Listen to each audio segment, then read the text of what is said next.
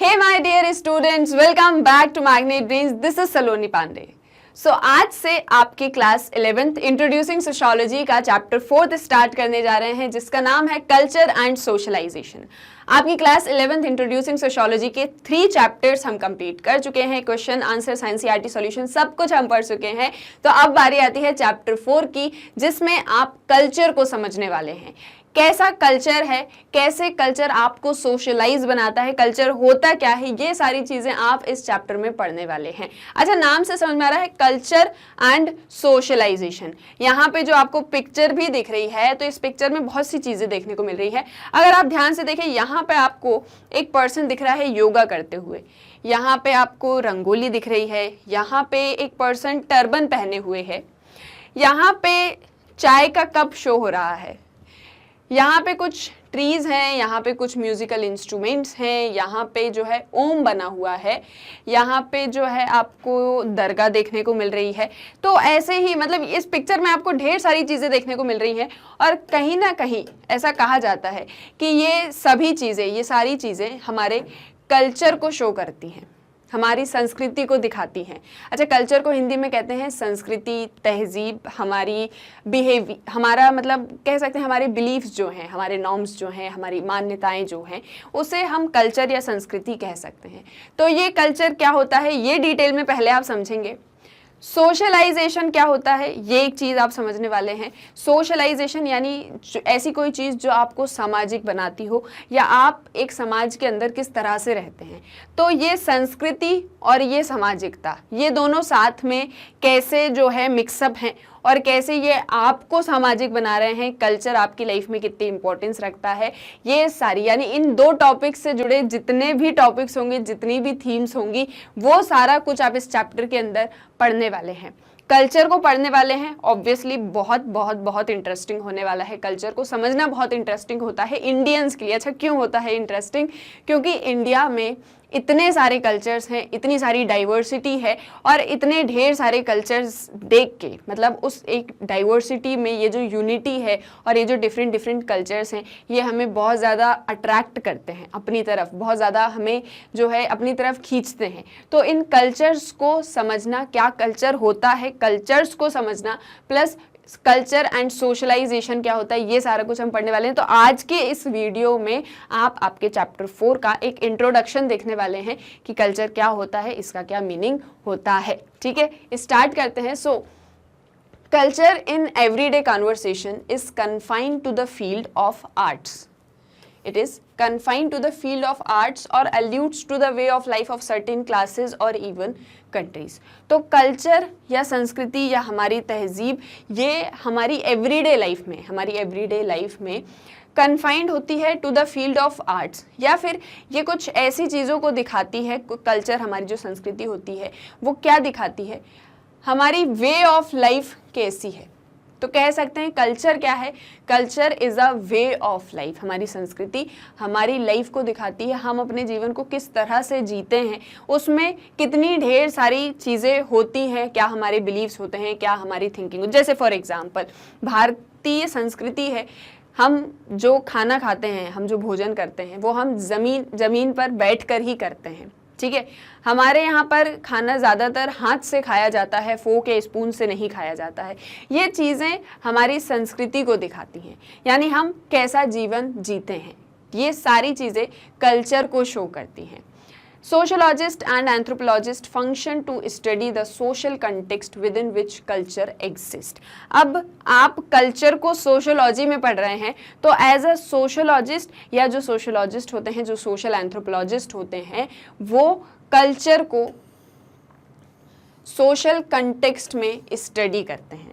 वो क्या करते हैं, कल्चर को सोशल कंटेक्स्ट के अंदर रखकर स्टडी करते हैं कि सोसाइटी के अंदर, सोसाइटी के स्ट्रक्चर के अंदर कल्चर कहाँ पर जो है रिसाइड करता है और कैसे फंक्शन करता है। सोशोलॉजिस्ट क्या करते हैं, सोशल कंटेक्स्ट में कल्चर को प्लेस करके या कल्चर के अंदर सोशल कंटेक्स्ट को रख के फिर सोसाइटी को स्टडी करते हैं। They take culture apart to try and understand the reactions between its various aspects. वो क्या करते हैं, कल्चर को समझने की कोशिश करते हैं, उसको उसके हर एक एस्पेक्ट से समझने की कोशिश करते हैं. They take culture apart to try and understand the reactions between its various aspects. Society में कल्चर को रख के, कल्चर में सोसाइटी के वेरियस एस्पेक्ट्स को रख के सारी चीज़ों को फिर समझने की कोशिश करते हैं. कौन? Sociologist. Culture is always changing and evolving. अब एक चीज़ जो हम सभी जानते हैं कि जो हमारा कल्चर होता है, जो हमारी संस्कृति होती है, वो हमेशा चेंज होती रहती है. चेंज होती है और इवॉल्व होती है. चेंज होना यानी किसी चीज़ में बदलाव होना, है ना. यानी हमारा जो कल्चर है वो बदलता रहता है टाइम के अकॉर्डिंग. और इवॉल्विंग है यानी उसमें से हमेशा कुछ एक नई चीज़ निकल के सामने आती है. ठीक है, उसमें से, कल्चर में से जब भी कल्चर बदलता है समय के साथ में, तो उसके साथ में उसमें हमेशा कुछ नए रूप, कुछ नए ढंग हमें देखने को मिलते हैं. यानी कल्चर जो है वो हमेशा चेंज होता रहता है, हमेशा इवॉल्व होता रहता है. Elements are being added, deleted, expanded, shrunk और रीअरेंज्ड. जो हमारा कल्चर है, जो हमारी संस्कृति है, उसमें से कुछ एलिमेंट्स या उसके कुछ पार्ट्स को हम हमेशा या तो उन्हें हटा देते हैं या उनमें से कोई चीज़ जोड़ लेते हैं, किसी चीज़ को कम कर देते हैं, किसी चीज़ को बढ़ा देते हैं, या कुछ चीज़ों को वापस से रीअरेंज कर देते हैं. यानी कल्चर में चेंज हमें देखने को मिलता है. तो हम कह सकते हैं कि चेंज एक कैरेक्टरिस्टिक है कल्चर का, और वो हमेशा इवॉल्व होता रहता है. नए समय के साथ में या नए टाइम के साथ में उसमें बदलाव देखने को मिलते हैं. अब बदलाव में ये भी हो सकता है कि आप उसके किसी एक पार्ट को हटा दें, उसमें किसी एक पार्ट को जोड़ दें, उसके किसी एक पार्ट को कम कर दें, उसके किसी एक पार्ट को ज़्यादा कर दें, या इधर उधर पार्ट्स को रीअरेंज कर दें, जैसा भी सुटेबल हो अकॉर्डिंग टू सोसाइटी या अकॉर्डिंग टू आवर कल्चर. जैसी भी चीज़ें हमको सुविधाजनक लगती, उस हिसाब से हम अपने कल्चर को चेंज और इवॉल्व कर सकते हैं. ठीक है, सो इतना सारी चीज़ें पढ़ के या इतने कुछ पॉइंट्स को पढ़ के क्या एक चीज़ हम कह सकते हैं कि कल्चर क्या होता है. कल्चर या हमारी संस्कृति, हमारी वे ऑफ लाइफ, हमारी वे ऑफ थिंकिंग, हम कैसा सोचते हैं, हम कैसा बोलते हैं, हम कैसे बात करते हैं, कैसे बैठते हैं, कैसे खाना खाते हैं, हम कितने एजुकेटेड हैं, कितने नहीं हैं, ये सारी चीज़ें हमारी संस्कृति को, हमारे कल्चर को दिखाती हैं. तो कल्चर क्या है? Culture is a way of life, and culture is always changing and evolving, and elements are being added, deleted, expanded, shrunk and rearranged in culture. I hope यहाँ तक समझ में आया होगा. तो कल्चर क्या है? कल्चर एक सोशल एनवायरनमेंट है जिसमें हम रहते हैं, जिसमें हम बड़े होते हैं. Culture is a social environment. यही क्या चीज़ दिखाता है? हमारी लैंग्वेज को, हमारे पहनावे को, हमारे खान पान को, हमारी बिलीव्स को, हमारी थिंकिंग्स को, हमारे मॉरल्स को, हमारे कस्टम्स को, हमारे ट्रेडिशंस को, इन सारी चीज़ों को कल्चर शो करता है. ठीक है, या कल्चर इन सारी चीज़ों से मिलके बनता है. यही हमारा कल्चर होता है, यही हमारी तहजीब होती है. जैसे फॉर एग्जाम्पल हिंदू समाज की बात करें अगर हम, तो वहाँ पर बड़ों के सामने जो घर की बहुएं होती हैं वो अपने सर पे पल्ला रखती हैं, ये उनका कल्चर है. ठीक है, मुस्लिम समाज में जो औरतें होती हैं वो बुर्खा पहनती हैं, ये उनका कल्चर है. पंजाबी जो लोग होते हैं या सिख कम्युनिटी के जो लोग होते हैं वो टर्बन वियर करते हैं, ये उनका अपना कल्चर होता है. यानी ये क्या है? हर एक ग्रुप का कहें या फिर हर एक रिलीजन का कहें या हर एक समुदाय का कहें, ये डाइवर्सिटी हमें इंडिया में देखने को मिलती है. तो कल्चर क्या है? हमारी वे ऑफ लाइफ है. Then this makes cultures dynamic as functional units. ये सारी चीज़ें ही कल्चर को डायनामिक बनाती हैं. क्या सारी चीज़ें? कि कल्चर हमेशा चेंज होता रहता है, हमेशा इवॉल्व होता रहता है. तो ये चीज़ क्या बनाती है? ये कल्चर को डायनामिक बनाती है, जिसकी वजह से हमेशा वो एक फंक्शनिंग यूनिट की तरह वर्क करता रहता है. जैसे हम हमेशा बोलते हैं ना कि चेंज क्या है? चेंज हमेशा ग्रेजुअल होता है, चेंज हमेशा इनएविटेबल होता है. चेंज लाना किसी चीज़ में बहुत ज़्यादा ज़रूरी है. अगर कोई चीज़ रिजिड है तो वो एक समय तक ही टिक पाएगी, उसके बाद में वो ख़त्म हो जाएगी. ठीक है, तो यानी अगर उस चीज़ में लेकिन चेंज होगा, अगर वो टाइम के अकॉर्डिंग चेंज हो जाएगी तो उसमें और ज़्यादा इवोल्यूशन हमें देखने को मिलेगा. वैसे ही कल्चर है, कल्चर भी चेंज होता है क्योंकि वो डायनेमिक है और इसके ही कारण वो एक फंक्शनल यूनिट की तरह हमेशा वर्क करता रहता है. Culture is an aspect of society that tells us how to conduct ourselves or behave in a society. अब culture क्या है? कल्चर एक सोसाइटी का ही एस्पेक्ट है, एक सोसाइटी का ही पार्ट है, जो हमें ये चीज़ बताता है कि हमें इस समाज के अंदर कैसे रहना है, कैसे बिहेव करना है, कैसे इस सोसाइटी के अंदर अपने आप को, अपने बिहेवियर को कंडक्ट करना है, अपने आप को जो है अपने बिहेवियर को रेगुलेट करना है। ये हमें कौन सिखाता है? ये हमें हमारा कल्चर सिखाता है, ये हमें हमारी संस्कृति बताती है कि आपको किस तरह से रहना है। आप जैसे भी रहते हो वो आपका कल्चर को ही दिखाता है, और कल्चर ही आपको ये सिखाता है कि आपको कैसे रहना है। तो कहीं ना कहीं ये कल्चर हमें सोशलाइज होना सिखा रहा है। क्या सिखा रहा है? कल्चर हमें सिखा रहा है कि सोशलाइज कैसे होना है, ठीक है, सामाजिक व्यक्ति कैसे बनना है, ये हमें हमारी संस्कृति, हमारा कल्चर सिखाता है।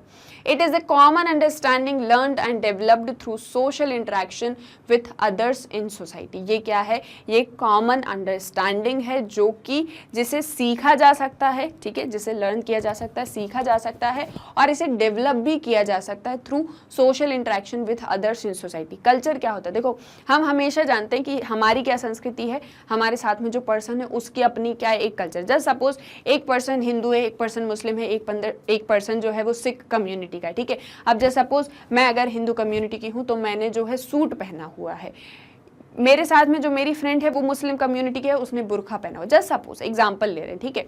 उसके बाद में मेरे ही साथ में एक और जो है सिख कम्युनिटी के कोई एक पर्सन है जिन्होंने टर्बन पहनी हुई है।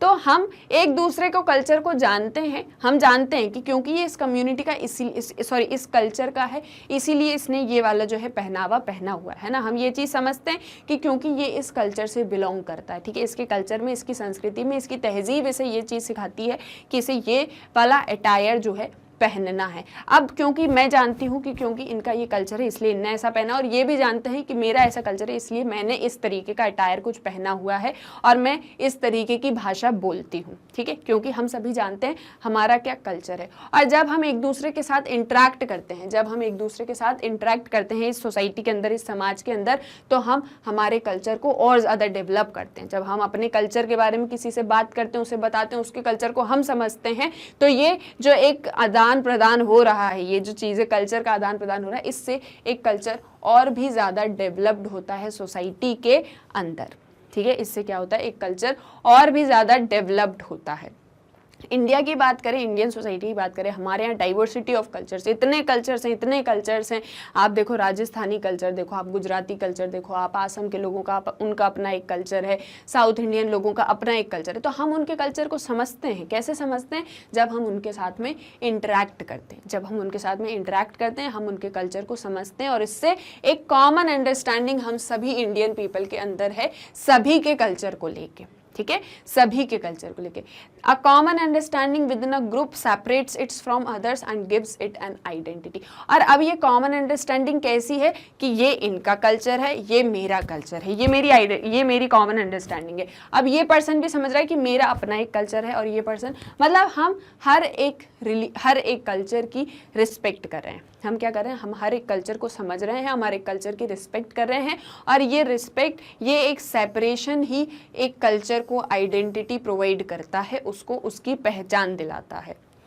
The capacity of individual to develop a common understanding with others and to draw the same meaning from signs and symbols is what distinguishes human from other animals. अब ये जो कैपेसिटी है कि हम एक दूसरे के कल्चर को समझते हैं साइंस एंड सिंबल्स के थ्रू, ये ही हम ह्यूमंस को एनिमल्स से अलग बनाता है। देखो, ह्यूमंस एनिमल्स दोनों लिविंग बींग्स हैं, लेकिन ह्यूमंस को कहा जाता है कि इनके पास में ब्रेन है, ये अपने ब्रेन को यूज़ कर सकते हैं, इन्हें पता है कि इन्हें कैसे बिहेव करना है, लेकिन एनिमल्स को नहीं पता होता। कहते हैं ना कि इंसान और जानवर में फ़र्क होता है। अब यहाँ तो हम ठीक है पहनावे की बात कर रहे हैं, हम जो है खाने पीने की बात कर रहे हैं, लैंग्वेज की बात कर रहे हैं, लेकिन अक्सर एक एग्जाम्पल से आपको अगर मैं समझाऊँ, आप कभी कहीं बाहर जाते होंगे, ठीक है, आप जैसे कभी कहीं बाहर गए हुए हैं या आपको कहीं पर जाना है और आप किसी स्टॉप पर खड़े हुए हैं, जैसे सपोज आपको कहीं जाना पर आप एक स्टॉप पर खड़े हुए हैं, किसी का वेट ही कर रहे हैं मान लीजिए, या आप किसी ऑटो का या किसी रिक्शा का वेट कर रहे हैं, किसी आप अब तो ओला उबर होगी, आप उसका वेट कर रहे हैं, जस्ट सपोज, ठीक है।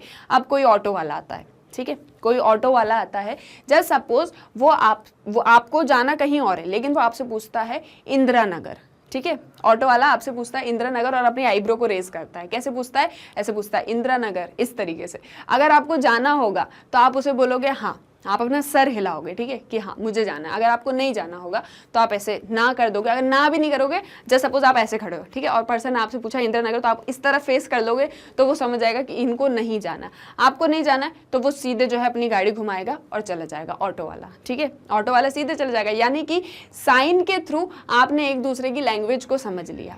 क्यों? क्योंकि आप एक ही कल्चर के पीपल हैं, आप एक ही कल्चर के हैं और आप इस संस्कृति को, आप इस तहजीब को समझते हैं। अब जस्ट सपोज आपको इंदिरा नगर नहीं जाना था, मान लीजिए आपको नेहरू नगर जाना था, जस्ट सपोज मान लीजिए आपको नेहरू नगर जाना था, ठीक है। अब आपने बोला उसको, ऑटो वाले को, उसने पूछा इंदिरा नगर इस तरह से, आपने कहा नहीं नेहरू नगर, आपने कह दिया नेहरू नगर, ठीक है। अब अगर उसको नेहरू नगर आपको नहीं लेके जाना होगा तो वो ऐसे कुछ तो भी मुंह बना देगा या फिर आपसे बोलेगा सॉरी, तो आप उसके सॉरी से समझ जाओगे मतलब ये नहीं जाने वाला है। तो ये कुछ ऐसे ही ढेर सारे एग्जांपल्स आप अपनी डे टू डे लाइफ में भी देखते होंगे, ऐसे ही ढेर सारे एग्जांपल आप अपनी डे टू डे लाइफ में देखते होंगे। अब आप इन साइंस को, इन सिंबल्स को क्यों समझ पाते हैं, क्यों आप समझ जाते हैं कि ये ऑटो वाला हाँ बोल रहा है या ना बोल रहा है। ऐसे ढेर सारे एग्जाम्पल्स होते होंगे, ये तो एक बहुत छोटा सा एग्जाम्पल था, ऐसे ही ढेर सारे एग्जाम्पल्स होते होंगे आपकी लाइफ में, डे टू डे लाइफ में आप बहुत सी चीज़ों को ऑब्जर्व करते होंगे। तो आप ये चीज़ें क्यों समझ पाते हो, ये कॉमन अंडरस्टैंडिंग आपके अंदर दूसरों के साथ में क्यों है, क्यों आप उनके मीनिंग, साइंस एंड सिंबल्स के समझ पाते हो? क्योंकि आपके अंदर पहली चीज़ तो आपके अंदर ब्रेन है, आप ह्यूमंस हैं, एंड सेकेंडली आप जिस कल्चर में रह रहे हैं आप उस कल्चर को जानते हैं, आप अपने कल्चर को भी जानते हैं, आप दूसरे के कल्चर को भी जानते हैं, आप सभी के बीच में एक कॉमन अंडरस्टैंडिंग है, ठीक है। तो कुछ इस तरह से ये जो कॉमन अंडरस्टैंडिंग है ये कैसे आती है, सोशल इंटरेक्शन से आती है, और इस सोशल इंटरेक्शन की वजह से हर एक कल्चर की अपनी एक आइडेंटिटी है, ये हम जानते हैं। Now creating meaning is a social virtue as we learn it in the company of others, in families, groups and communities.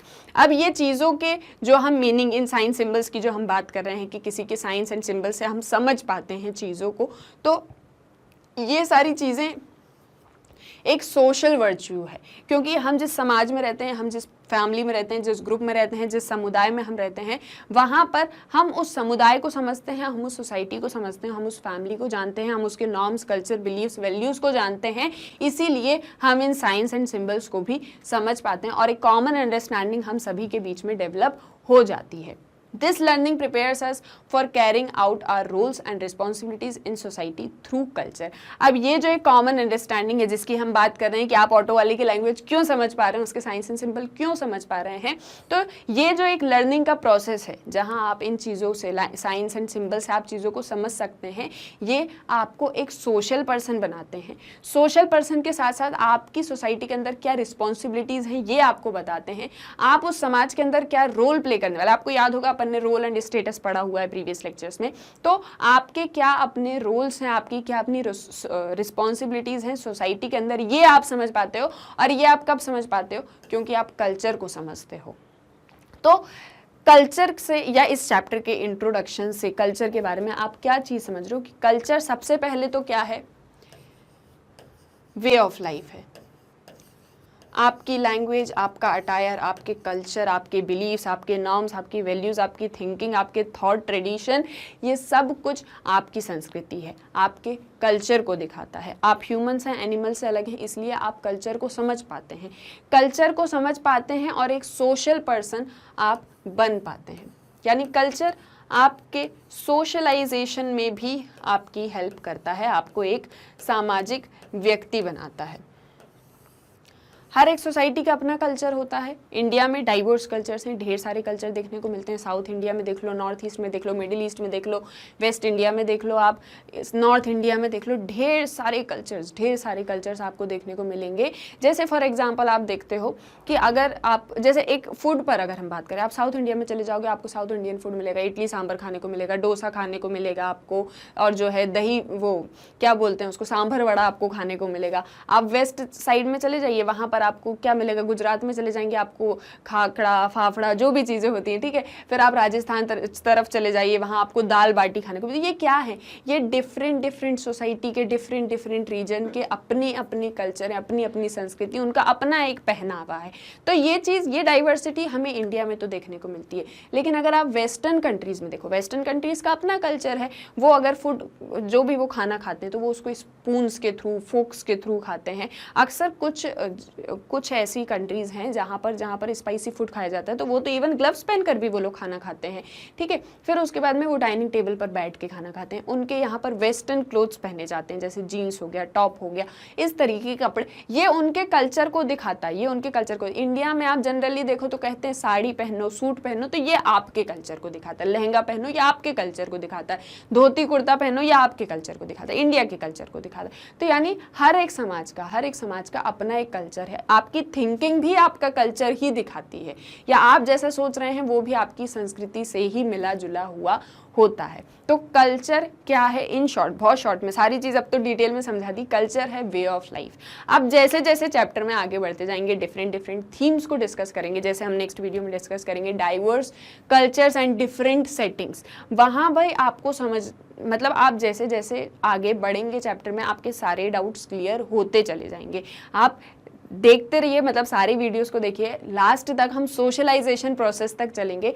वहाँ तक आपको समझ में आएगा कि कल्चर क्या होता है, कैसे कल्चर आपको सोशलाइज करता है। एक ही बार में तो सारा कुछ समझ में नहीं आ सकता, तो धीरे धीरे सारी चीज़ों को समझेंगे। आई होप आपको इंट्रोडक्टरी वीडियो समझ में आया होगा। So chapter 4 culture and socialization हम पढ़ रहे हैं। हमारे प्रीवियस लेक्चर में हमने इस चैप्टर का एक इंट्रोडक्शन देखा था कि कल्चर क्या होते हैं। अब हम इस वीडियो में पढ़ने वाले हैं diverse setting and different cultures, यानी कि डिफरेंट रीजन में या डिफरेंट सेटिंग्स के अंदर कैसे डिफरेंट कल्चर्स वर्क करते हैं, जो कि आपके चैप्टर की सेकंड थीम है, वो हम डिस्कस करने वाले हैं।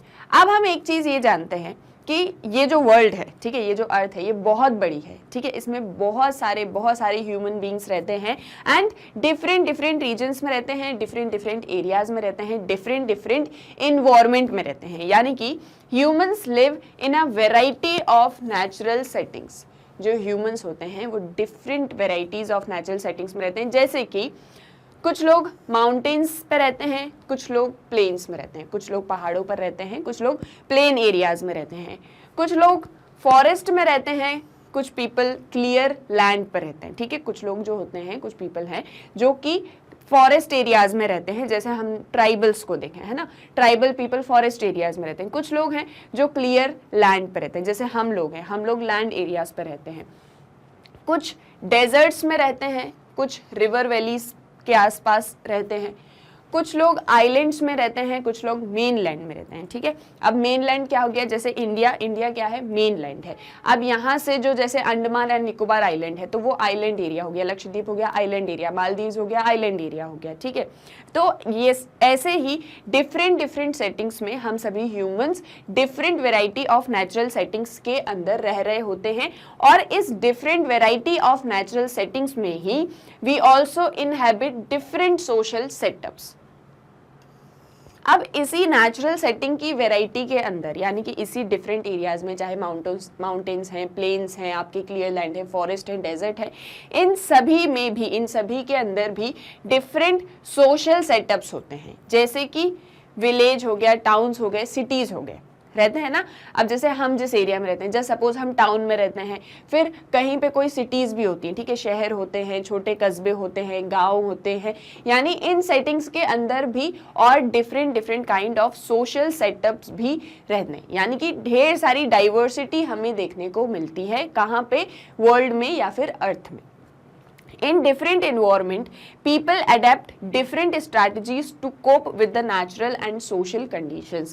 अब in different environment में, ठीक है, ये डिफरेंट इन्वायरमेंट है, हमारा जिस तरीके का वातावरण होता है, ठीक है, जैसा भी हमारा इन्वायरमेंट होता है, हम उसी के अकॉर्डिंग चाहे उसमें जैसी भी नेचुरल और सोशल कंडीशंस हों, जैसी भी जो है नेचुरल सोशल कंडीशंस है, हम वहाँ पर अपने अकॉर्डिंग अडेप्ट कर लेते हैं। हम उनके साथ में कोप अप करने के लिए अपनी खुद की स्ट्रैटेजी बनाते हैं। यानी कि देखो क्या होता है, वर्ल्ड में बहुत सारे डिफरेंट रीजन्स हैं, डिफरेंट इन्वायरमेंट है, और वहाँ पर सभी डिफरेंट ह्यूमन बींग्स रहते हैं। अब एक चीज़ जो हमने पढ़ी थी कि हर एक ह्यूमन बींग क्या होता है, यूनिक होता है। तो डिफरेंट सोशल सेटअप्स में डिफरेंट ह्यूमन बींग्स रहते हैं, और इस नेचुरल इन्वायरमेंट या सोशल इन्वायरमेंट के साथ में कोप अप करने के लिए हम ह्यूमंस अपनी स्ट्रैटेजीज बिल्डअप करते हैं कि ऐसे इन्वायरमेंट में, ऐसे डिफरेंट इन्वायरमेंट में हम कैसे अपने आप को एडेप्ट करने वाले हैं या किस तरह से जो है हम रहने वाले हैं। जैसे फॉर एग्जांपल जो लोग माउंटेन्स वगैरह पे रहते हैं तो वहाँ पर क्या होती है, वहाँ पर जैसे हिली एरियाज में जो पीपल रहते हैं, माउंटेन्स में जो लोग रहते हैं, वहाँ पर ठंडक ज़्यादा होती है। तो उस इन्वायरमेंट के साथ में, उस कोल्ड इन्वायरमेंट के साथ में या उस वेदर के साथ में कोप अप करने के लिए उनके जो घर होते हैं वो कुछ इस तरह के होते हैं जो उन्हें गर्माहट दे, ठीक है। वो ऐसा फूड कंज्यूम करते हैं जो कि उनकी बॉडी का टेम्परेचर इन्वायरमेंट के अकॉर्डिंग मेंटेन करके रखे, बैलेंस करके रखे। यानी कि हम जहां भी रह रहे होते हैं हम उस इन्वायरमेंट के अकॉर्डिंग अपने आप को कोप अप करने के लिए या उसको बैलेंस करने के लिए अपनी स्ट्रैटेजीज बिल्डअप करते हैं। ये जो स्ट्रैटेजीज होती हैं, ये जो डिफरेंट स्ट्रैटेजीज हैं जो हम अपने नेचुरल एंड सोशल इन्वायरमेंट या कंडीशंस के साथ में कोप अप करने के लिए बना रहे हैं, this leads to the emergence of diverse ways of life और कल्चर्स। अब यही डिफरेंट इन्वायरमेंट, यही डिफरेंट नेचुरल सेटिंग्स प्लस यही सोशल सेटअप्स, ये जितने ज़्यादा डिफरेंट होंगे, इनमें जितनी ज़्यादा वैरायटी होगी, उतने ही kind of ways of life भी होंगी और उतने ही काइंड ऑफ कल्चर्स भी हमारे यहाँ पर एग्जिस्ट करते होंगे, ठीक है। जैसे जस्ट सपोज ये मैं किसी एक रीजन या किसी एक एरिया की बात कर रही हूँ। यहाँ पर ये वाला जो रीजन है ये माउंटेन एरिया है, हिली एरिया है। ये वाला रीजन प्लेन एरिया है, यहाँ पे जो हैं डेजर्ट्स हैं, यहाँ पे आपके फॉरेस्ट हैं और यहाँ पे आपके रिवर वैलीज हैं। अब इन डिफरेंट सोशल या नेचुरल इन्वायरमेंट में डिफरेंट पीपल रहते होंगे। अब यहाँ पे कुछ विलेजेस भी होंगे, कुछ टाउन्स भी होंगे, ठीक है। इन्हीं एरियाज के अंदर कुछ विलेजेस होंगे, कुछ टाउन्स होंगे। अब यहाँ पर डिफरेंट पीपल रहते हैं, सब अलग अलग वैरायटी के लोग रहते हैं। अब इन सभी ने अपने इन्वायरमेंट के साथ में अपनी सोशो नेचुरल कंडीशंस के अकॉर्डिंग अपने टाइप ऑफ स्ट्रैटेजी जो है बना के रखी है कि हम इस इन्वायरमेंट के साथ में कोप अप करने के लिए कुछ इस तरह से रहेंगे। अब क्योंकि डिफरेंट वेज ऑफ लाइफ हमें देखने को मिल रही है, कुछ एक डिफरेंट काइंड ऑफ लाइफ इस एरिया के पीपल की होगी, डिफरेंट काइंड ऑफ लाइफ इस एरिया के पीपल की होगी। तो यानी कि डिफरेंट सेटअप्स में डिफरेंट वेज ऑफ लाइफ है और यही डिफरेंट सेटिंग्स के कारण हमें ढेर सारे डाइवर्स कल्चर्स या डाइवर्स वेज ऑफ लाइफ देखने को मिलती है। क्या देखने को मिलती है? डाइवर्स कल्चर या डिफरेंट कल्चर और वेज ऑफ लाइफ हमें देखने को मिलती है। अब हम इसे एक एग्जाम्पल के थ्रू भी समझ सकते हैं। जैसे अगर आप इंडिया के केस में देखेंगे तो इंडिया में जो नॉर्थ ईस्टर्न स्टेट्स हैं वो कैसे स्टेट्स हैं? वो हिली एरियाज में आते हैं। तो वहाँ के जो पीपल हैं उन्होंने अपने अकॉर्डिंग अपना कल्चर एक सेटअप कर रखा है। राजस्थान में डेजर्ट एरियाज ज़्यादा हैं, वहाँ के पीपल ने उस एरिया के साथ में कोप अप करने के लिए उनका अपना एक कल्चर है, उनकी अपनी एक वे ऑफ लाइफ है।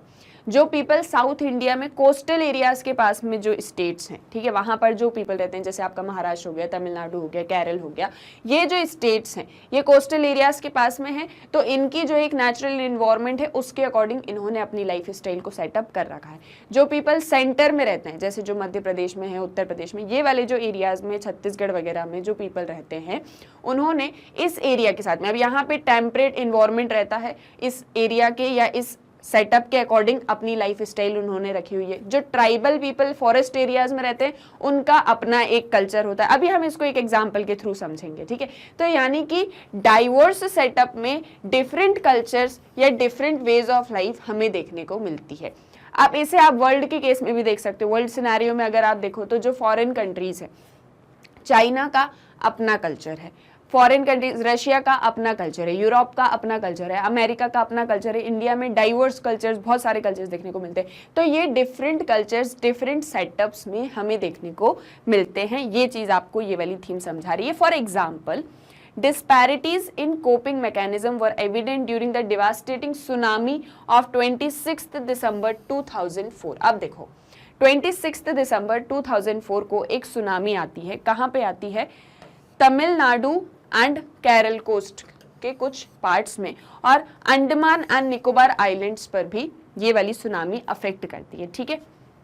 ये जो आपका पेनिनसुला है पूरे इंडिया का, तो यहाँ पे केरल और तमिलनाडु में आपके जो है एक सुनामी अफेक्ट करती है। साथ ही यहाँ पे जो आपके अंडमान निकोबार आइलैंड है इसको भी ये सुनामी अफेक्ट करती। कब? 2004 में। अब यहाँ पे जो लोग रह रहे हैं केरल में, तमिलनाडु में जो लोग रह रहे हैं वो कौन है? वो पीपल हैं मेनलैंड के। इंडिया मेनलैंड है, वो मेनलैंड के पीपल हैं। अब यहाँ के जो पीपल हैं इनके पास में ढेर सारी मॉडर्न टेक्निक्स हैं, ढेर सारी मॉडर्न वे ऑफ लाइफ है, साइंस है, टेक्नोलॉजी है, हेल्थ इंफ्रास्ट्रक्चर है, और इस डिवास्टेटिंग सुनामी से फाइट करने के लिए इनके पास में मैकेनिज्म इनका खुद का है। यानी कि इनका एक मॉडर्न वे ऑफ लाइफ हमें देखने को मिलती है जो पीपल मेनलैंड पे रह रहे हैं। The fisher folk and service personnel in the islands were caught unaware and suffered large-scale devastation and much loss of life। अब यहाँ पर तो मेनलैंड में इनके पास में मॉडर्न वे ऑफ लाइफ थी। इस आइलैंड पे, अंडमान निकोबार आइलैंड पे जो फिशरमैन वगैरह थे, जो सर्विस पर्सनल थे, उन्हें इस सुनामी के बारे में ज़्यादा आइडिया नहीं था। उन्हें नहीं पता चला था कि ऐसी कोई सुनामी आने वाली है। और जो लोग भी आइलैंड पे फिशरमैन वगैरह, जो भी लोग वहाँ पर उस टाइम पे थे, मतलब उस टाइम पे जो भी लोग वहां पर मौजूद थे, उनको इस सुनामी से बहुत ज़्यादा अफेक्ट हुआ एंड अल्टीमेटली बहुत से लोगों को लॉस ऑफ लाइफ झेलना पड़ा। दूसरी तरफ एक तरफ तो ये था कि जो लोग मेनलैंड पे थे उनके पास में मॉडर्न वे ऑफ लाइफ थी, तो उन्होंने उसके अकॉर्डिंग कोप अप किया सुनामी के साथ में। जो लोग अंडमान आइलैंड्स पर थे, जो फिशरमैन वगैरह थे, जिन्हें सुनामी के बारे में नहीं पता था, हालांकि उनके पास भी मॉडर्न वे ऑफ लाइफ उनकी भी थी, लेकिन जिन्हें इसके बारे में आइडिया नहीं था, उन तक इंफॉर्मेशन बाद में पहुंची या जो भी था, तो उन्हें लॉस ऑफ लाइफ फेस करना पड़ा। वहीं दूसरी तरफ जो प्रिमिटिव ट्राइबल कम्युनिटीज थी अंडमान आइलैंड पे, जैसे कि for example Onge community, Jarawas tribes, Great Andamani tribes और शॉम्पिन्स, ये जो डिफरेंट ट्राइबल पीपल रहते थे उस आइलैंड के ऊपर, जिनके पास में कोई मॉडर्न साइंस या टेक्नोलॉजी का एक्सेस नहीं था। ठीक है, जो लोग ट्राइबल्स होते हैं, जो जनजातीय लोग होते हैं, आदिवासी जो होते हैं, ठीक है, जंगलों में रहते हैं, उनके पास में कोई एक्सेस नहीं था टेक्नोलॉजी का या मॉडर्न साइंस का। लेकिन फिर भी इसके बावजूद भी they foresaw the calamity based on there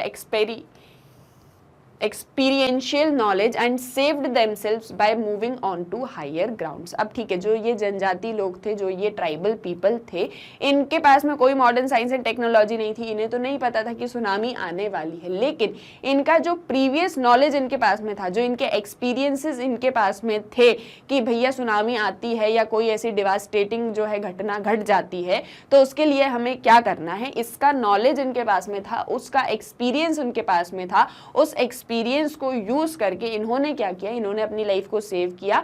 ये लोग हायर ग्राउंड्स की तरफ बढ़ गए। जैसे जस्ट सपोज ये अंडमानीज आइलैंड है, जस्ट सपोज, ठीक है, अब ये ट्राइबल पीपल यहाँ पर रहते हैं, तो इन्हें पता है कि सुनामी आएगी तो हम अफेक्टेड हो जाएंगे इससे, तो इन्होंने क्या किया, ये यहाँ से ऊपर की तरफ मूव कर गए।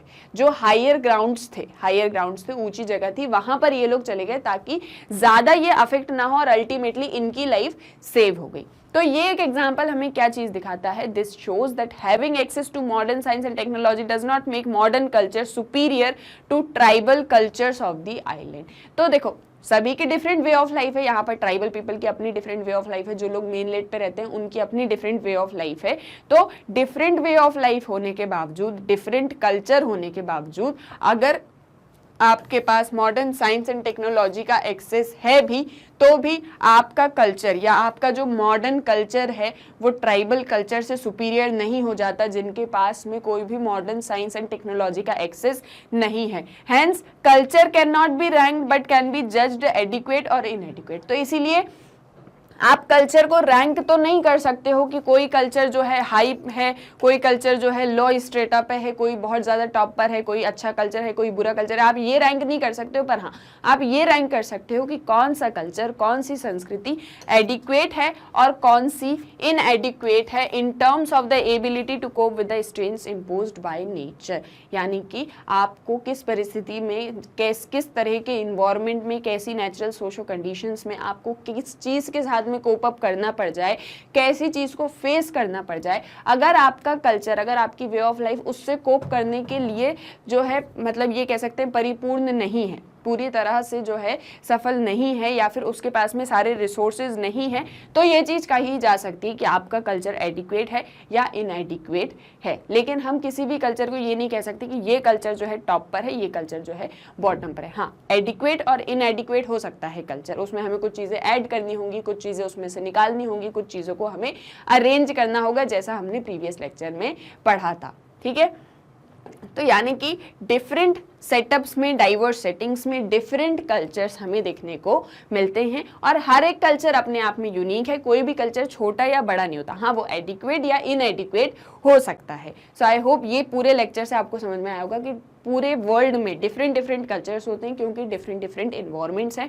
उनसे कोप अप करने के लिए पीपल अपनी स्ट्रैटेजी अपनाते हैं, अपनी वे ऑफ लाइफ अपनाते हैं, और वो वे ऑफ लाइफ, उनकी जो संस्कृति है, उनकी जो अपना कल्चर है, वो कितना ज़्यादा एडिक्वेट है, पूरा परिपूर्ण है या नहीं है, ये चीज़ पर हमें डिस्कशन करना चाहिए। तो आज के हमारे इस वीडियो में हम कल्चर को डिफाइन करने वाले हैं, डिफरेंट डेफिनेशंस ऑफ कल्चर को हम समझने वाले हैं, एंड एट लास्ट हम कंक्लूड करेंगे कि कल्चर होता क्या है।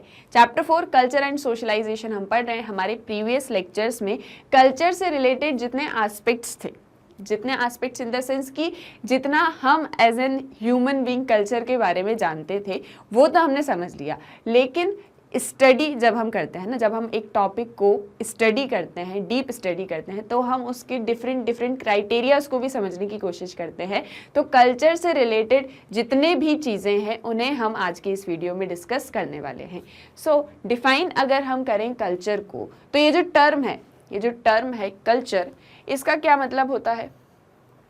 It refers to the acquiring of refined interest in classical music, dance forms, painting, etc. जैसे कि डिफरेंट डिफरेंट म्यूजिकल फॉर्म्स आपने देखे होंगे, डिफरेंट डिफरेंट डांस फॉर्म्स आपने देखे होंगे। जैसे यहाँ पर हम पिक्चर्स के थ्रू देख सकते हैं, है ना, ये एक डिफरेंट फॉर्म ऑफ डांस है, ये एक डिफरेंट फॉर्म ऑफ डांस है, ये डिफरेंट फॉर्म है, ये डिफरेंट फॉर्म है। तो ये डिफरेंट फॉर्म्स ऑफ डांस, ये different painting styles, different classical music हो गई आपकी। आजकल म्यूजिक में भी ढेर सारे जो है डिफरेंस, मतलब वेराइटीज़ हमें देखने को मिलती है। तो ये जो डिफरेंस हमें देखने को मिल रहा है कहीं ना कहीं म्यूज़िक में, डांस में, पेंटिंग में, फूड हैबिट्स में, ये सारी चीज़ें हमारे लिए these are acquiring of refined interest, यानी कि ये क्या कर रही हैं, या जो कल्चर क्या होता है, संस्कृति क्या होती है, ये हमें इन चीज़ों में हमारा टेस्ट डेवलप करता है, हमें सुसंस्कृत बनाता है। ये हम एक चीज़ कह सकते हैं। ठीक है, हमारा जो कल्चर होता है वो हमें different variety of music, dance forms, paintings हो गई, फूड हैबिट्स हो गया, वे ऑफ लाइफ हो गया, और जो आपके कपड़े पहनने के तरीके हो गए, ये सारी चीज़ें कहीं ना कहीं आपको सुसंस्कृत बनाती हैं। आपको क्या बनाती हैं? आपको कल्चर्ड बनाती हैं। This refined taste is thought to distinguish people from uncultured masses. अब जिनके पास में ये एक रिफाइंड इंटरेस्ट होता है, जिनके पास में ये सुसंस्कृति होती है, ये इस तरीके का एक सिद्ध किया हुआ, ऐसा कह सकते हैं, टेस्ट जिनका, इंटरेस्ट जिनका इन चीज़ों में होता है, हम कहते हैं वो लोग कल्चर्ड हैं। जैसे फॉर एग्जाम्पल, ठीक है, जो फॉरेन पीपल हैं, उनके लिए इंडिया के लोग, जो लोग हाथों से खाना खाते हैं या ज़मीन पे बैठ के खाना खाते हैं, तो फॉरेन पीपल के लिए हमारे यहाँ का कल्चर, या फिर हम लोग जब उन्हें हमारे कल्चर को नहीं समझा था, तो वो कैसे सोचते थे कि इंडियंस क्या हैं? इंडियंस अनकल्चर्ड मासेस हैं, यानी कि वो जो है सुसंस्कृत नहीं है। ठीक है, उनका अपना कोई कल्चर नहीं है, ऐसा पहले के समय में माना जाता था। फिर धीरे धीरे जब उन्होंने हमारे कल्चर को समझा, तो उन्हें समझ में आया कि नहीं, ये इंडिया का ही कल्चर है, ये इंडिया की ही संस्कृति है। जैसे फॉर एग्जांपल स्पून या फोक से खाना कल्चर्ड हो गया, लेकिन अगर आप स्पून फोक्स यूज़ करके नहीं खाते हो और आप बहुत ही मतलब अजीब तरीके से फूड कंज्यूम करते हो, तो वो क्या हो जाएगा? वो कहीं ना कहीं आपको अनकल्चर्ड दिखाता है। ठीक है, हम ये चीज़ें कहते हैं ना कि ये कल्चर्ड पीपल हैं, ये अनकल्चर्ड हैं, इन्हें कोई सभ्य, मतलब इनकी कोई सभ्यता नहीं है, इनका कोई तौर तरीका नहीं है। अक्सर ये चीज़ें हम कहते हैं ना, सोसाइटी में ये चीज़ें हमें सुनने को मिलती हैं। So the sociologist looks at culture not as something that distinguishes individuals. पर जब हम सोशियोलॉजी में कल्चर को स्टडी करते हैं, यही चीज़ मैं अभी आपको बता रही थी कि अब तक हमने जो भी पढ़ा कल्चर के बारे में, वो इन अ सोसाइटी, एक सोसाइटी के अंदर हमने जो चीज़ें देखी, जो ऑब्जर्व किया, उसके बेसिस पे हमने कल्चर को समझा। लेकिन जब हम कल्चर को एक सोशियोलॉजिस्ट की तरह स्टडी करते हैं, तो हम ये चीज़ देखते हैं कि कल्चर कोई ऐसी चीज़ नहीं है जो इंडिविजुअल्स को डिस्टिंग्विश करता है कि ये कल्चर्ड हैं या नहीं है, हम कल्चर्ड हैं कि नहीं है। हम यहाँ पर इंडिविजुअल्स को डिस्टिंग्विश नहीं कर रहे हैं, but as a way of life in which all members of society participate. यानी कि कल्चर कोई ऐसी चीज़ नहीं है जहाँ पर हम इंडिविजुअल्स को डिस्टिंग्विश करते हैं कि ये कल्चर्ड हैं या अनकल्चर्ड हैं, बल्कि हम कल्चर को इस तरह से समझते हैं कि ये एक वे ऑफ लाइफ है, ये एक जीवन जीने का तरीका है, एक वे ऑफ लाइफ है जहाँ पर जितने भी लोग सोसाइटी के अंदर रहते हैं वो उसमें पार्टिसिपेट करते हैं। यानी कल्चर हर एक इंडिविजुअल का होता है, हर एक सोसाइटी के ग्रुप का होता है, हर एक ह्यूमन बीइंग का होता है एंड कोहेसिव मैनर में होता है, यानी कि एकजुट मैनर में होता है। और ये जो कल्चर होता है ये वे ऑफ लाइफ होती है। तो कल्चर की अगर सबसे सिंपलेस्ट डेफिनेशन हम कहें तो culture is a way of life. Culture क्या है? कल्चर एक वे ऑफ लाइफ है, जीवन जीने का तरीका है जो आपको बताता है कि आपको किस तरह से व्यवहार करना है, आप शिष्ट कैसे रहेंगे, आपको सभ्य किस तरीके से रहना है। Every social organization then develops a culture of its own. और फिर अपने ही व्यवहार के अनुसार या अपनी सोशल ऑर्गेनाइजेशंस, अपने नेचुरल इन्वायरमेंट के अनुसार हर एक सोशल ऑर्गेनाइजेशन अपना कल्चर बिल्डअप करती है। हमने अभी प्रीवियस लेक्चर में क्या चीज़ पढ़ी? Different diverse settings and different cultures, यानी डिफरेंट सेटअप्स में किस तरह से डिफरेंट कल्चर्स डेवलप होते हैं। तो वैसे ही हर एक सोशल ऑर्गेनाइजेशन डिफरेंट अपना कल्चर, अपने खुद का एक डिफरेंट कल्चर डेवलप करती है अपने सोशो नेचुरल इन्वायरमेंट के अकॉर्डिंग। अब कुछ डेफिनेशन से समझते हैं, कुछ सोशोलॉजिस्ट के पर्सपेक्टिव से समझते हैं कि उन्होंने किस तरह से कल्चर को डिफाइन किया है। According to British scholar Edward Tylor, अगर हम एडवर्ड टेलर के शब्दों में समझें, कल्चर और civilization taken in its wide ethnographic sense. इन्होंने कल्चर को या सिविलाइजेशन क्या होती है कि जहाँ पर पीपल सिविलाइज्ड हुए हैं, है ना, जहाँ पर लोग रह रहे हैं और उन्होंने सोसाइटी के अकॉर्डिंग रहना स्टार्ट कर दिया है। तो कल्चर भी क्या है? कल्चर हमें सिविलाइज्ड बनाती है, कल्चर भी हमें सिविलाइज्ड बनाती है, सभ्य बनाती है ना। तो कल्चर या सिविलाइजेशन को एथनोग्राफिक सेंस में समझा, यानी कि ह्यूमन साइंस के अकॉर्डिंग, मानव विज्ञान के अकॉर्डिंग जो है कल्चर या सिविलाइजेशन को समझने की कोशिश करी है एडवर्ड टेलर ने।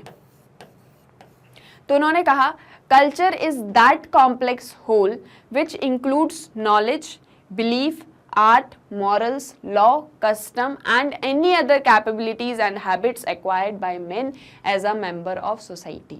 यानी कि अगर आप एक सोसाइटी के मेंबर हैं, ठीक है, जैसे मैं इस सोसाइटी की मेंबर हूँ, तो मैंने as a member of this society अपनी कैपेबिलिटीज़ के अकॉर्डिंग, अपनी हैबिट्स के अकॉर्डिंग, मेरी जो भी आदतें हैं या मेरी जो भी कैपेबिलिटीज़ हैं, मेरी जितनी भी क्षमता है, उसके अकॉर्डिंग मैंने जो भी नॉलेज एक्वायर किया है, जो भी मेरे पास में नॉलेज है, जो भी मेरी अपनी मान्यताएं हैं। अब मैं सोसाइटी में रहती हूँ, मैंने जिस तरह से सोसाइटी को ऑब्जर्व किया है, मैंने जिस तरह से चीज़ों को देखा है, एम्पायरिकल रियलिटी पढ़ी थी ना अपन ने प्रीवियस लेक्चर्स में, अगर आपको याद हो तो जिस तरीके से मैंने अपनी कैपेबिलिटीज़ के अकॉर्डिंग, अपने एक्सपीरियंस, अपने जो है बिहेवियर, अपनी हैबिट के अकॉर्डिंग जो नॉलेज मैंने एक्वायर किया, जो मेरे अपने बिलीव्स हैं, जो भी आर्ट, जो भी मॉरल्स, जो भी लॉ, मेरे कस्टम्स, मेरे ट्रेडिशंस, मेरी मान्यताएं, मेरे धार्मिक अनुष्ठान, जितनी भी चीज़ें मैंने जो है as a member of society acquire की है, प्राप्त की है, ठीक है। और ये चीज़ मैंने अकेले ने तो नहीं की, ऑब्वियसली हर एक मेंबर ने की है सोसाइटी की। तो जितने भी मेंबर्स हैं सोसाइटी में, या फिर एक ग्रुप में कहूँ या सोसाइटी के मेंबर्स में कहूँ, इन सभी ने अपनी कैपेबिलिटीज़, अपनी हैबिट्स के अकॉर्डिंग जो भी knowledge, art, belief, morals, law, custom, जितनी भी चीज़ें, जितने भी एस्पेक्ट हैं, उन्हें एक्वायर किया है। उन सभी का एक कॉम्प्लेक्स होल है कल्चर। यानी उन सारी चीज़ों को आप मिला दो तो वो सभी एक कॉम्प्लेक्स सेट बन जाएंगी, एक पूरा जो है एक होल, पूरा संपूर्ण हिस्सा बन जाएंगे, है ना, आपके जीवन का, जिसके तहत आप अपने जीवन को जीते हो, आप अपनी लाइफ को स्पेंड करते हो, ठीक है। आप अपनी लाइफ को क्या करते हो? स्पेंड करते हो, आप सर्वाइव करते हो। वही आपका कल्चर होता है, वही आपकी संस्कृति होती है। जैसे फॉर एग्जाम्पल मैं हूँ, मैंने अपने इन्वायरमेंट को देख के, अपने जो है सोशल ऑर्गेनाइजेशंस, अपने आसपास जो भी सोशल सेटअप है उसको देख के मैंने जिस तरह के मेरे अपने बिलीव्स होंगे, मेरी अपनी मान्यताएं होंगी, मैं जिस तरह से व्यवहार करती हूँगी, जैसी भी लाइफ में स्पेंड करती होंगी, तो वो मेरा अपना कल्चर होगा। अब कल्चर किसी एक इंडिविजुअल का तो होता नहीं, क्योंकि सोसाइटी भी किसी एक इंडिविजुअल से तो मिलके बनी नहीं, ढेर सारे इंडिविजुअल से मिलके बनी है। तो वैसे ही ढेर सारे इंडिविजुअल्स का मिला के जो है एक कल्चर बनता है। ठीक है, क्या बनता है? एक कल्चर बनता है। और डाइवर्स सेटिंग्स में ये डिफरेंट कल्चर्स होते हैं। तो एडवर्ड टेलर क्या बता रहे हैं कि कल्चर क्या है? Culture is a complex whole. Culture एक कॉम्प्लेक्स होल है। Next, the founder of the functional school of anthropology. Anthropology का जो फंक्शनल स्कूल है उसके जो फाउंडर हैं ब्रोनिस्लो मैलिनोस्की। ब्रोनिस्लो मैलिनोस्की ये क्या बताते हैं कल्चर के बारे में, या ये कैसा डिफाइन करते हैं कल्चर को? So culture comprises inherited artifacts, goods, technical processes, ideas, habits and values. Culture क्या है? कल्चर यानी आपके अंदर जो भी आपने मतलब अपने पहले के समय से या आज के समय में जो भी आपके यहाँ कलाकृति है, जो भी आपके गुड्स हैं, जो भी आपका टेक्निकल प्रोसेस है, जो भी आपके आइडियाज हैं, आपके अपनी सोच विचार हैं, आपकी अपनी हैबिट्स हैं, आपकी अपनी वैल्यूज हैं, इन सभी को मिला के कल्चर मिलता है। तो कहीं ना कहीं दोनों की डेफिनेशन थोड़ी बहुत हमें मिलती हुई सी दिखती। बस फर्क क्या है? फर्क ये है कि टेलर नॉन मटेरियल चीज़ों की बात कर रहे हैं, टेलर नॉन मटेरियल चीज़ों की बात कर रहे हैं, वही मैलिनोस्की जो है मटेरियल चीज़ों को भी कंसिडर कर रहे हैं कल्चर के अंदर, जैसे आपके गुड्स हो गए, टेक्निकल प्रोसेसेस हो गए। ठीक है, तो मैलिनोस्की कल्चर को क्या बता रहे हैं? Artefacts, goods, technical process, ideas, habits, values, जो भी सारी चीज़ जो हम डिस्कस करें वही उन्होंने कहा, इसलिए मैं वापस से रिपीट नहीं कर रही हूँ। तो कल्चर मैलिनोस्की के लिए ये होता है। देन थर्ड है आपके क्लिफोर्ड गीट्स। क्लिफोर्ड गीट्स क्या सजेस्ट कर रहे हैं? That we look at human action in the same way as we look at words in a book and see them as conveying a message. जो भी ह्यूमन एक्शंस होते हैं, एक ह्यूमन बीइंग जो भी बिहेव कर रहा होता है, जो भी उसके एक्शंस होते हैं, वो जिस भी तरीके से वर्क कर रहा होता है, उसे हम उसी तरीके से देखते हैं, हम उसे उसी नज़रिए से देखते हैं जैसे कि हम एक बुक को पढ़ते हैं। जब हम एक बुक को पढ़ते हैं तो उस बुक के अंदर जितने भी वर्ड्स होते हैं हम उसको बहुत ही आराम से उसका हर एक वर्ड समझते हैं। क्यों समझते हैं? क्योंकि उसका हर एक वर्ड कहीं ना कहीं कोई एक मैसेज हमें दे रहा होता है ना। हर एक चीज़ का एक मीनिंग होता है। ठीक है, तो वैसे ही वो ये बताना चाह रहे हैं कि जो भी ह्यूमन एक्शंस होते हैं उन सभी में एक मैसेज छुपा हुआ होता है, या उसके पीछे कोई ना कोई एक मैसेज होता है। जैसे जब भी आप कोई बुक पढ़ते हैं, आप अपने स्कूल की कोई बुक भी पढ़ रहे होंगे, तो उस बुक को आप ध्यान से पढ़ते हैं, हर एक लाइन से एक ना एक कोई मतलब निकल के आता है। क्या ऐसा होता है कि आपकी बुक में कोई भी एक लाइन बस यूं ही दी गई है, जस्ट ऐसे ही दे दी गई है? जैसे जस्ट सपोज आप कल्चर स्टडी कर रहे हैं अपनी क्लास 11th की बुक में, और वहाँ पर साइड में लिखा है कि चुटकी जो है वो अपने फ्रेंड मोहन के साथ खेलती है, तो क्या उसका यहाँ से कोई भी लेना देना होगा? ऑब्वियसली नहीं होगा, क्योंकि वो यहाँ से कहीं भी ना कनेक्शन बना रही है, ना भी कोई उससे कोई चीज़ रिलेटेड नहीं है। ठीक है, कोई चीज़ रिलेटेड नहीं है। तो यानी जब आप एक बुक को पढ़ते हो तो उसकी हर एक लाइन का एक मीनिंग होता है और हर एक चीज़ एक मैसेज आपको दे रही होती है। वैसे ही क्लिफोर्ड ये कह रहे हैं कि जो भी ह्यूमन एक्शंस होते हैं उन सभी के पीछे एक ना एक कोई मैसेज छुपा होता है। तो वो क्या बता रहे हैं? Man is an animal suspended in webs of significance he himself has spun and I take culture to be those webs। यानी कि जो एक मैन है, पहली चीज तो वो एक पशु है, वो एक जानवर है जो कि ढेर सारी चीजों के बीच में अपने आप को उलझाए रखा हुआ है ना। ये चीज़ कह सकते हैं कि he has suspended in webs of significance, he himself has spun। उसने खुद से एक अपना चक्रव्यूह, एक अपनी जो है व्हील बना के रखा है। उस व्हील में वो वेब्स के बीच में जो है अपने आप को प्लेस करके रखा हुआ है। जस्ट सपोज ऐसे समझ लेते हैं कि ये एक व्हील है, इस व्हील में ढेर सारे वेब्स हैं। जस्ट सपोज इस व्हील में ढेर सारे वेब्स हैं और इन वेब्स के बीच में मैन ने अपने आप को रख रखा है। And I take culture to be those webs. और क्लिफोर्ड इन वेब्स को कल्चर कहते हैं। क्लिफोर्ड क्या कह रहे हैं कि ये जो वेब्स हैं ये सभी कल्चर हैं, यानी कि जो मैन है उसने अपने आप को कल्चर से बांध के रखा हुआ है। उसने खुद अपने आसपास एक ऐसा चक्रव्यूह बनाया हुआ है जिसके बीच में उसने अपने आप को प्लेस किया है और उसके अंदर ढेर सारे वेब्स हैं। वो वेब्स क्या हैं? वो कल्चर है। यानी कि अल्टीमेटली ये चीज़ कहना चाह रहे हैं कि मैन ने अपने आप को कल्चर से, अपनी संस्कृति से, अपनी सभ्यता से, अपनी तहजीब से बांध के रखा हुआ है। According to Geertz, the search is not for casual explanation but for an interpretative one, that is in search for meaning. तो ये जो वेब्स हैं ऑब्वियसली अब ये भी एक मैन की लाइफ में है, तो ये भी एक मैसेज आपको कन्वे कर रही हैं। तो जब आप इन वेब्स को समझेंगे तो सिर्फ इसलिए नहीं कि ये आपको क्या मीनिंग देना चाह रहे हैं या सिर्फ एक कैजुअल एक्सप्लेनेशन कि इस वेब का ये मतलब होता है, बल्कि हम यहाँ पर इंटरप्रेट करते हुए, सारी चीज़ों को इंटरप्रेट करते हुए हर एक वेब का एक मीनिंग है, इस मीनिंग को समझने की कोशिश करते हैं। तो अल्टीमेटली इस सारी चीज़ में ग्रीट्स ये चीज़ समझाना चाह रहे हैं कि जो मैन है उसने अपने आप को इस वेब के अंदर जो है पूरी तरह से प्लेस करके रखा हुआ है और ये वेब, हर एक वेब एक मीनिंग बताती है, एक कल्चर को या उस कल्चर के वेब्स को एक्सप्लेन कर रही होती है। ठीक है, आपका जो भी कल्चर है उस कल्चर में, हर आपके कल्चर के अंदर जितने भी वेब्स हैं, जितनी भी चीज़ें, जैसे आप कैसा फूड कंज्यूम करते हैं, आप कैसा डांस फॉर्म पसंद करते हैं, तो उस हर एक वेब का, उस हर एक कल्चर के पार्ट का मीनिंग है। ये चीज़ गीट्स जो है समझाना चाह रहे हैं कल्चर से, यानी कल्चर का एक मीनिंग होता है, एक मैसेज होता है और इसीलिए आप उसको अडेप्ट करते हैं।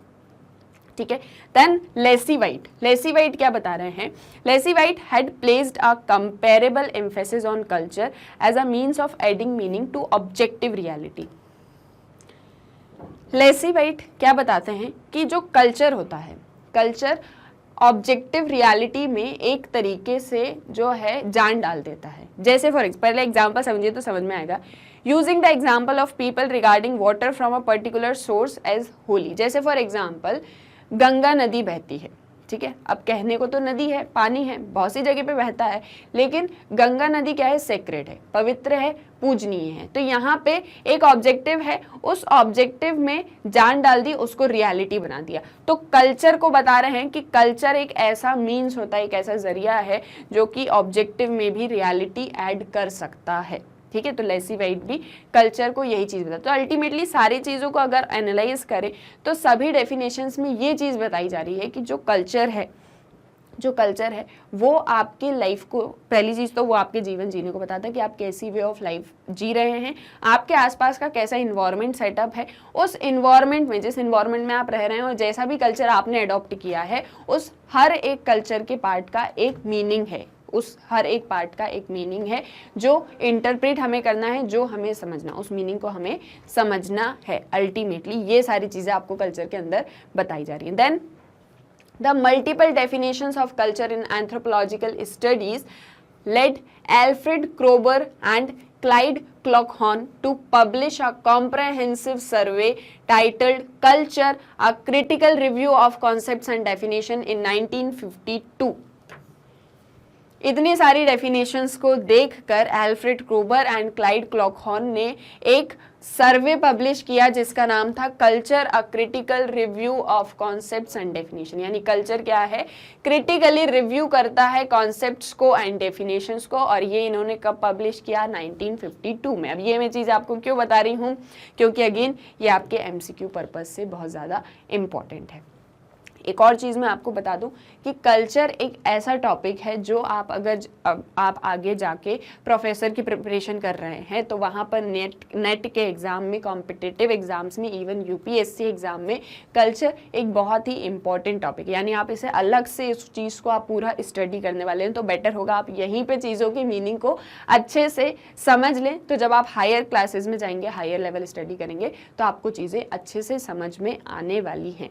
ठीक है, तो सारी डेफिनेशंस को एनालाइज करके हम क्या कल्चर से समझते हैं वो सारा कुछ यहाँ पर मैंने नोट किया हुआ है। So a sample of the various definition as given is presented below. So culture क्या है? A way of thinking, feeling, believing. सबसे पहली चीज तो एक वे है, एक तरीका है किस चीज़ का तरीका है, कैसा तरीका है। थिंकिंग, आप कैसा सोचते हो, आप कैसा फील करते हो, आप क्या बिलीव करते हो, आप कैसा सोचते हो, क्या फील करते हो, क्या आप बिलीव करते हो, इन सारी चीज़ों का तरीका है culture. Culture is a way of thinking, feeling, believing, the total way of life of people. People की, लोगों की, ह्यूमंस की पूरी वे ऑफ लाइफ, जीवन जीने का तरीका है culture. An abstraction from behaviour, आपके बिहेवियर को गाइड करता है, आपके बिहेवियर को एक्सप्लेन करता है। कौन? जैसे यहाँ पे बिलीव करते हैं, वैसे ही एक एब्स्ट्रैक्शन है बिहेवियर से। लर्नड बिहेवियर, आप बिहेवियर सीखते हो, आप व्यवहार करना सीखते हो, आप सभ्य बनते हो कल्चर के अंदर।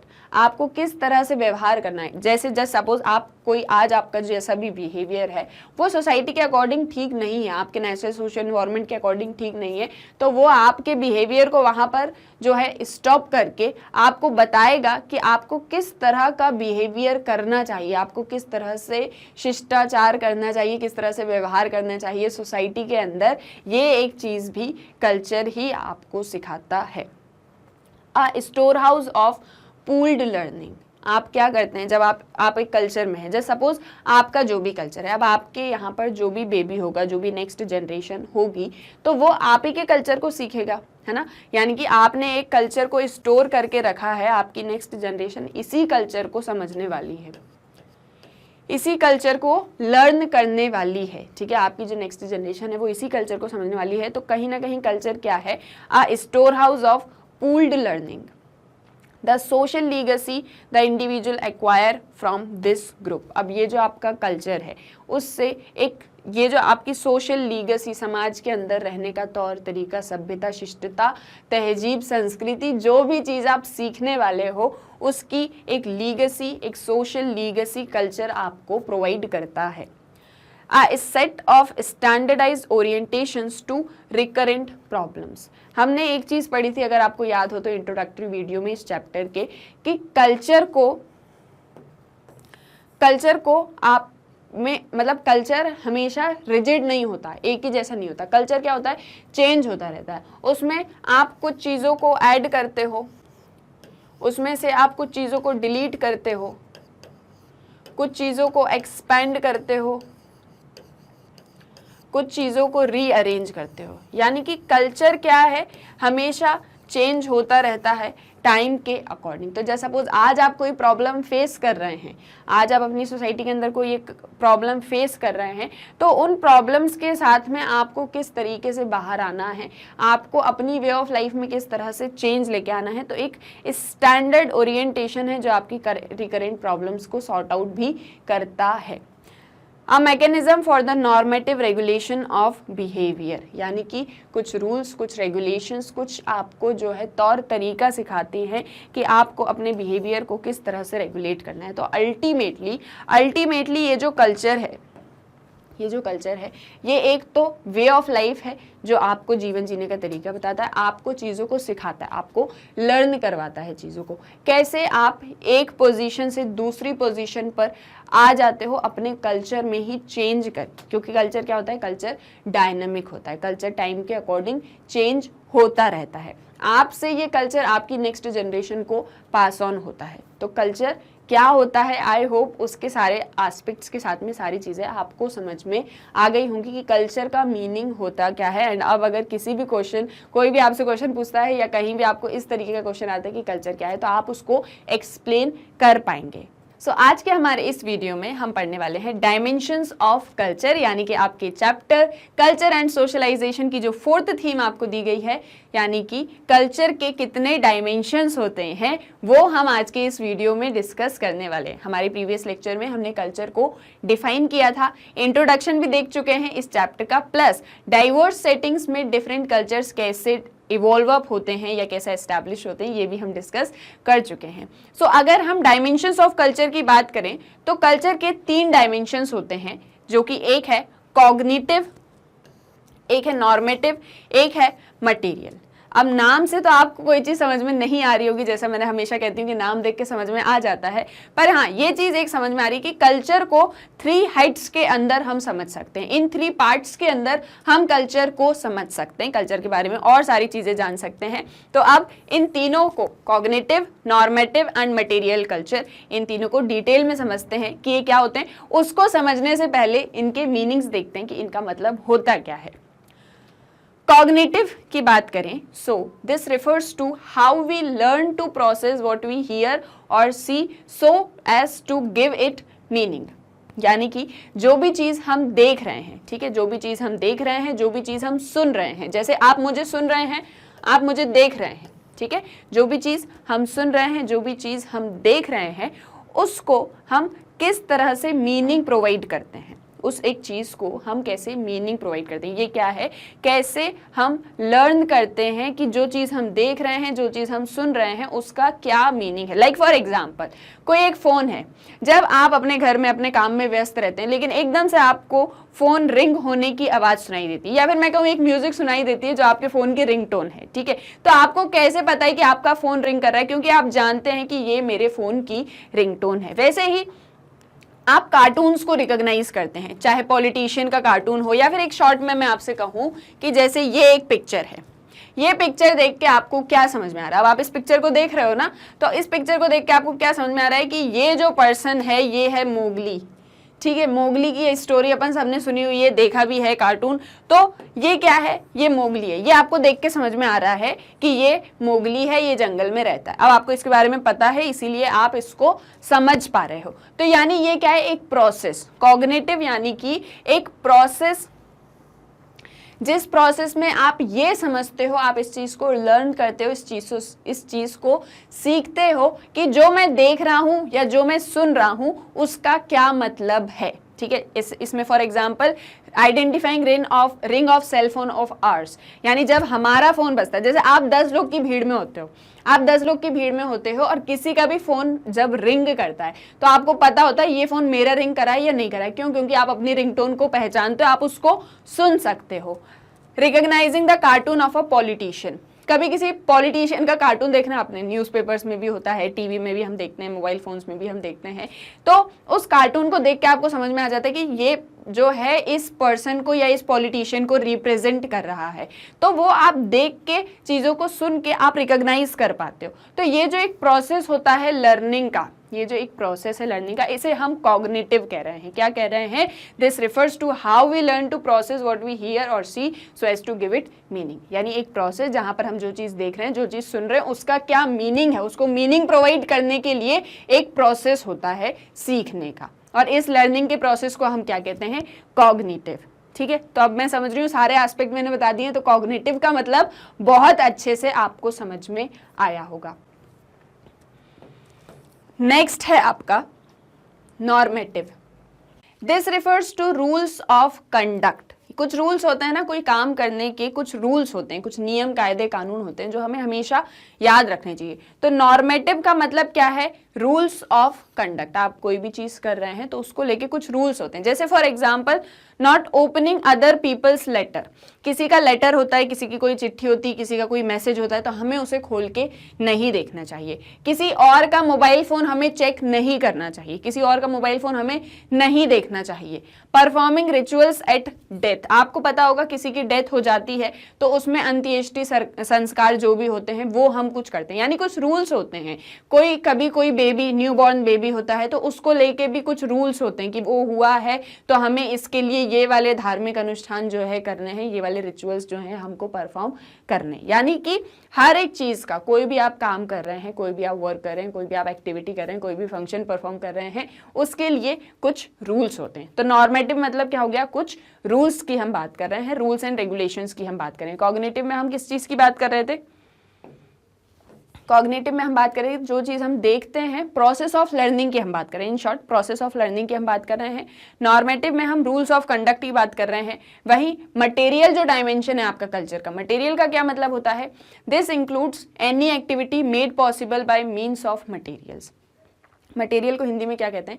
कोई चीज़ हो, कोई वस्तु हो, ठीक है। तो यानी कि इसका मतलब क्या है, कोई भी एक्टिविटी आप परफॉर्म कर रहे हो, कोई भी एक्टिविटी आप परफॉर्म कर रहे हो, उसके लिए कुछ चीज़ों की ज़रूरत होगी, कुछ वस्तुओं की, कुछ मटेरियल की ज़रूरत होती है।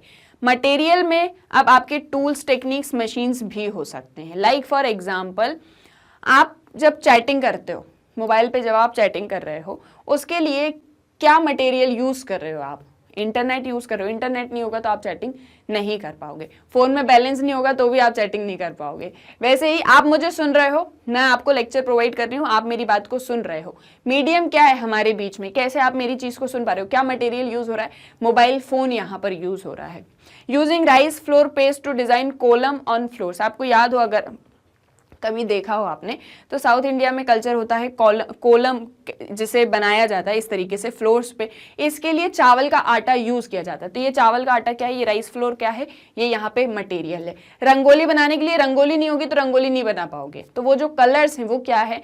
वो मटेरियल है। यानी कोई भी एक्टिविटी परफॉर्म करने के लिए जिन मटेरियल्स की आपको जरूरत पड़ रही है वो क्या है? वो आपके मटेरियल कहलाते हैं, या वो मटेरियल डायमेंशन ऑफ कल्चर कहलाता है। तो यानी कि तीनों का क्या मतलब हो गया? तीनों का क्या मतलब हो गया? एक तरफ आपका कॉग्निटिव है। कॉग्निटिव मतलब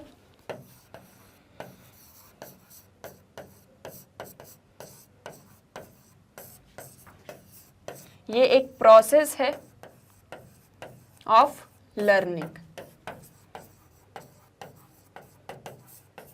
दूसरी तरफ नॉर्मेटिव है। इसका क्या मतलब है? रूल्स। मटेरियल का क्या मतलब है? जहां पर कोई एक्टिविटी परफॉर्म करने के लिए आपको कोई मटेरियल यूज हो रहा है, चाहे वो फिर कोई टूल्स हो या चाहे फिर वो मशीन्स हो,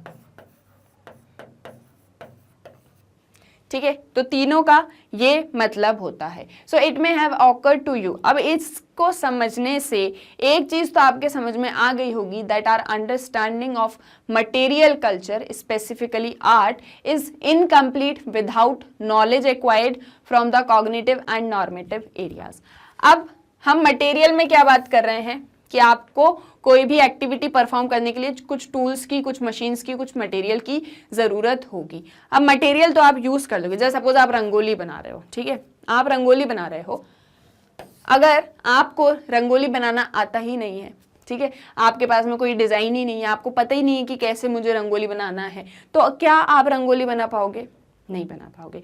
अब जस्ट सपोज रंगोली बनाने को कह दिया है, लेकिन रूल्स आपको नहीं पता कि रंगोली कैसे बनाना चाहिए। जैसे फॉर एग्जाम्पल, अच्छा, लड़कियों को ये चीज़ स्पेसिफिकली पता होगी, जो लोग रंगोली बनाती हैं, लड़के भी बनाते हैं, ये ऐसा कुछ नहीं कि सिर्फ लड़कियां ही बनाती हैं, लेकिन आपको अगर पता हो तो एक वो रंगोली बनती है ऐसे डॉट वाली, कुछ तो भी ऐसे डॉट वगैरह बना के फिर जो है रंगोली को बनाया जाता है, इन डॉट्स को जो है जोड़ के, ऐसा कुछ तो भी होता है, फिर वो डॉट्स मिलके एक पूरी रंगोली कंप्लीट हो जाती है।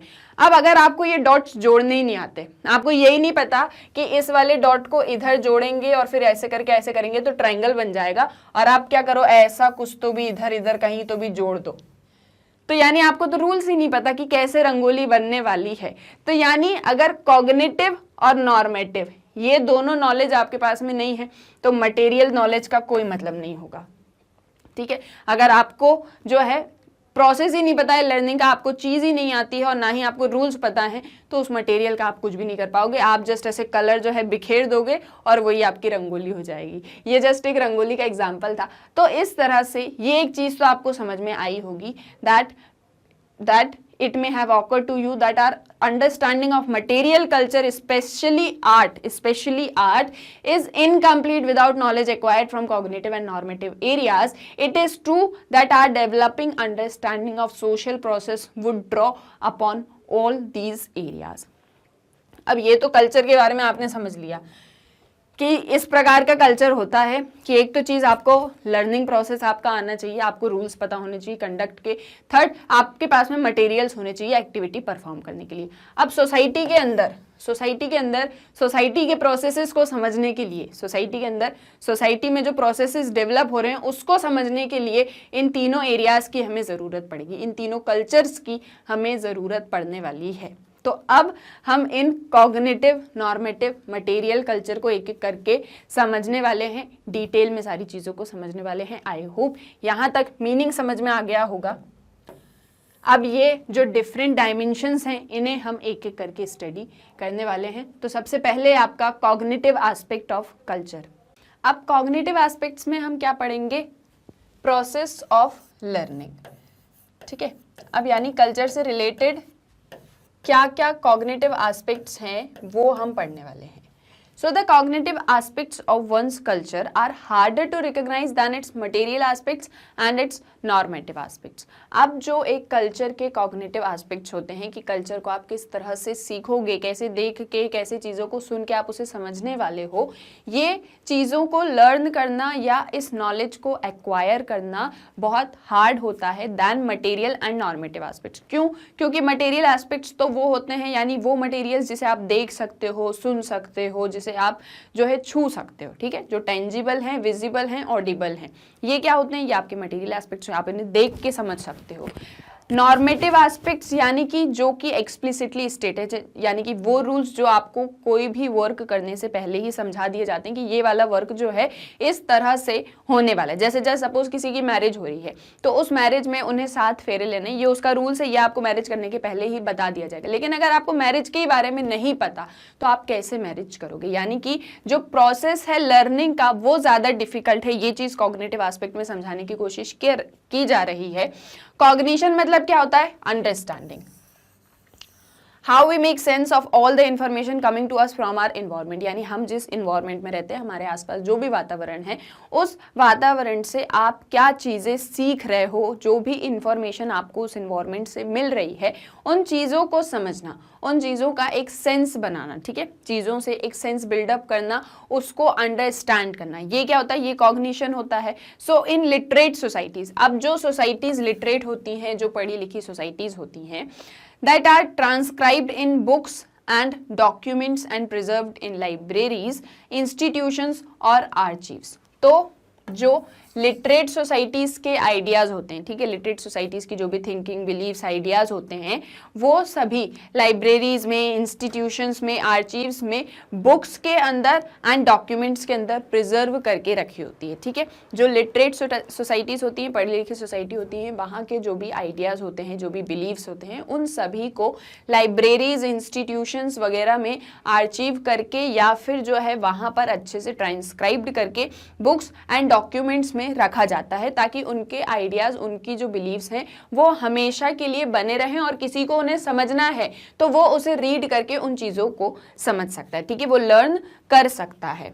But in non literate societies, पर जो नॉन लिटरेट सोसाइटीज़ होती हैं, जहाँ पर इतनी ज़्यादा साक्षरता नहीं होती है, lore is committed to memory and transmitted orally, वहाँ पर जो विद्या होती है, वहाँ पर जो नॉलेज होता है, उसे आपकी मेमोरी में फिट किया जाता है ओरली, बोल के, ठीक है, बोल के वो चीज़ आपको समझाई जाती है, वो चीज़ आपको सिखाई जाती है। जैसे फॉर एग्जाम्पल हम देखते हैं कि कोई पॉलिटिशियन का जो है कार्टून की, जैसे हम बात कर रहे थे कि कॉग्निटिव में आप क्या चीज़ें देख सकते हो कि कोई फ़ोन बज रहा है, तो आप कैसे समझोगे कि वो फ़ोन रिंग होगा तो वो फ़ोन आपका है? आपको वो चीज़ सिखाई जाएगी बोल के कि देखो ये आपका फ़ोन है, इसकी ये वाली रिंगटोन है, जब ये वाली रिंगटोन प्ले होगी तब आपका फ़ोन बजेगा, ठीक है। तो ये चीज़ आपको बोल के बता दी।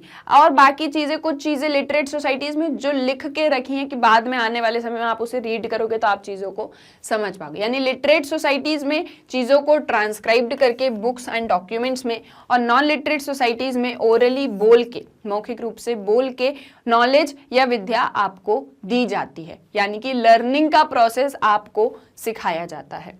There are specialist practitioners of oral tradition who are trained to remember and narrate during rituals और festive occasions। अब जब भी कोई रिचुअल्स होते हैं, कोई धार्मिक अनुष्ठान होते हैं, कोई जो है फेस्टिवल होता है, कोई ओकेशन होता है, तो यहाँ पर जो भी चीज़ें परफॉर्म होने वाली हैं, ठीक है, जो भी इसमें जो भी रूल्स होंगे, जो भी जिस तरह से इन अनुष्ठानों को किया जाएगा, जो भी एक्टिविटी इसके अंदर परफॉर्म की जाएगी, उसके लिए स्पेशलिस्ट प्रैक्टिशनर्स होते हैं जो ओरली इन चीज़ों को करवाते हैं। जैसे फॉर एग्जांपल जब भी कोई घर में पूजा होती है आपके यहाँ पे, तो उसके लिए स्पेसिफिकली पंडित को बुलाया जाता है जो ये सारी पूजा आपके घर में करवाने वाला है।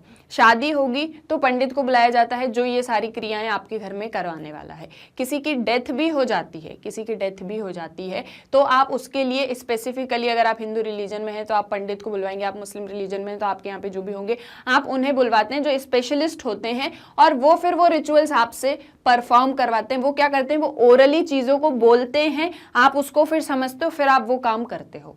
ठीक है, जैसे फॉर एग्जाम्पल, जस्ट एक एग्जाम्पल लेते छोटा सा, ठीक है। अब जैसे कोई पूजा चल रही है तो पंडित जी ने आपसे कहा है, जो भी आप जैसे सपोज आप पूजा में बैठे तो वो आपको बताएंगे कि आप फूल को हाथ में लीजिए और फिर उसे भगवान के सामने रख दीजिए। तो ये चीज़ आपने सुन ली ना, अब आपको समझ में आ गई सुन के कि फूल को हाथ में लेना है और फिर इस तरह से मुझे भगवान के सामने रखना है, जस्ट सपोज। ठीक है, ये एक छोटा सा एग्जाम्पल। तो क्या किया, ये स्पेशलिस्ट प्रैक्टिशनर ने आपको बोल के बताया कि आपको ये वाला काम करना है। तो इस तरीके से आप चीज़ों को सीखें, इस तरह से आपने उस कल्चर को परफॉर्म किया, यानी आपने अपनी कल्चर को सीखा है। Walter Aung in his influential book Orality and Literacy cites a study of 1971 that states 78 of 3000 approximately existing languages possesses as literature। यानी कि वॉल्टर ऑंग ने अपनी बुक ऑरेलिटी एंड लिटरेसी में 1971 में ये चीज़ बताई थी कि अप्रॉक्सीमेटली 3000 लैंग्वेजेस एग्जिस्ट करती हैं। उन 3000 लैंग्वेजेस में से 78 लैंग्वेजेस के पास में लिटरेचर है, यानी कि उनके पास में उनकी अपनी भाषा शैली है जिसे वो लिख सकते हैं और उसे लिख के उनने बुक्स या डॉक्यूमेंट्स में ट्रांसक्राइब्ड करके रखा हुआ है। He suggest that material that is not written has certain specific characteristics. तो उन्होंने ये चीज़ बताई, अब जो चीज़ें लिखी नहीं हैं, ठीक है, जहाँ पर जो इलिटरेट सोसाइटीज़ हैं, जहाँ पर चीज़ें लिखी नहीं है, जहाँ पर चीज़ें मटेरियल नहीं है, ठीक है, जहाँ पर चीज़ें मटेरियल नहीं है, यानी कि जो मटेरियल जो लिखा हुआ नहीं है उसके कुछ स्पेसिफिक कैरेक्टरिस्टिक्स होते हैं। अब हम क्या बात कर रहे हैं कि आप चीज़ों को कैसे सीखोगे, तो कहीं तो अगर चीज़ें लिखी हैं तो अगर आपको पढ़ना आता है तो आप उसको पढ़ के सीख सकते हो, कहीं पे चीज़ें नहीं लिखी हैं तो जहाँ पर चीज़ें नहीं लिखी होती हैं उसके लिए कुछ स्पेशल कैरेक्टरिस्टिक्स होते हैं। जैसे in oral tradition there is a lot of repetition of words which is easy to remember. अब जैसे मैं कोई चीज़ आपको बोल के समझा रही हूँ, ठीक है, मैं आपको कोई चीज़ ओरली एक्सप्लेन कर रही हूँ, ओरली समझा रही हूँ, तो उसको समझाने के लिए मैं कुछ वर्ड्स को बार बार रिपीट करूंगी। मैं उस चीज को समझाने के लिए कुछ वर्ड्स को बार बार रिपीट करूंगी। जैसे मैं आपको वॉल्टर ऑंग के बारे में बता रही हूं तो मैं वॉल्टर ऑंग को बार बार रिपीट करूंगी ताकि आपको वो वर्ड याद हो जाए कि वॉल्टर ऑंग कौन है। वॉल्टर ऑंग जो है एक राइटर हैं जिन्होंने एक बुक लिखी है ऑरेलिटी एंड लिटरेसी। अब ये चीज बार बार बोलने से, रिपीट करने से आपको क्या हो जाएगा, इजी टू रिमेंबर हो जाएगा। जैसे सपोज मैं एक बार बोल के निकल जाती हूँ कि कॉग्निटिव का मतलब होता है एक प्रोसेस जहां पर आप चीज़ों को सीख सकते हो, और मैं आगे बढ़ जाती हूँ बोलते बोलते। अब क्या अगर मैं रिपीट ही नहीं करूंगी तो आपको पता ही नहीं है कि मैंने क्या चीज़ बोल दी, आपको समझ में ही नहीं आएगा। तो मैं आराम से आपको धीरे धीरे ओरली बोल के चीज़ों को रिपीट करते हुए समझाऊंगी ताकि आप इजीली चीज़ों को रिमेंबर कर पाएं। And the audience of an oral performance is likely to be more receptive and involve that would be the readers of written text from an unfamiliar culture. किसी एक पर्टिकुलर टॉपिक के बारे में आप नहीं जानते हैं, ओके, आप किसी एक पर्टिकुलर टॉपिक के बारे में नहीं जानते हैं। अब उस एक टॉपिक को सिखाने के दो तरीके हैं, या तो मैं आपको रिटन फॉर्म में समझाऊं या मैं आपको ओरली समझाऊं। अगर मैं आपको रिटन फॉर्म में उस चीज़ को समझा रही हूँ, चीज़ों को लिख के समझा रही हूँ, तो शायद आपको इतना ईजिली समझ में चीज़ों को नहीं आएगा। आप सुन रहे हो, आप ऑडियंस हो, ठीक है, आप मेरी बात सुन रहे हो, आप ऑडियंस हो।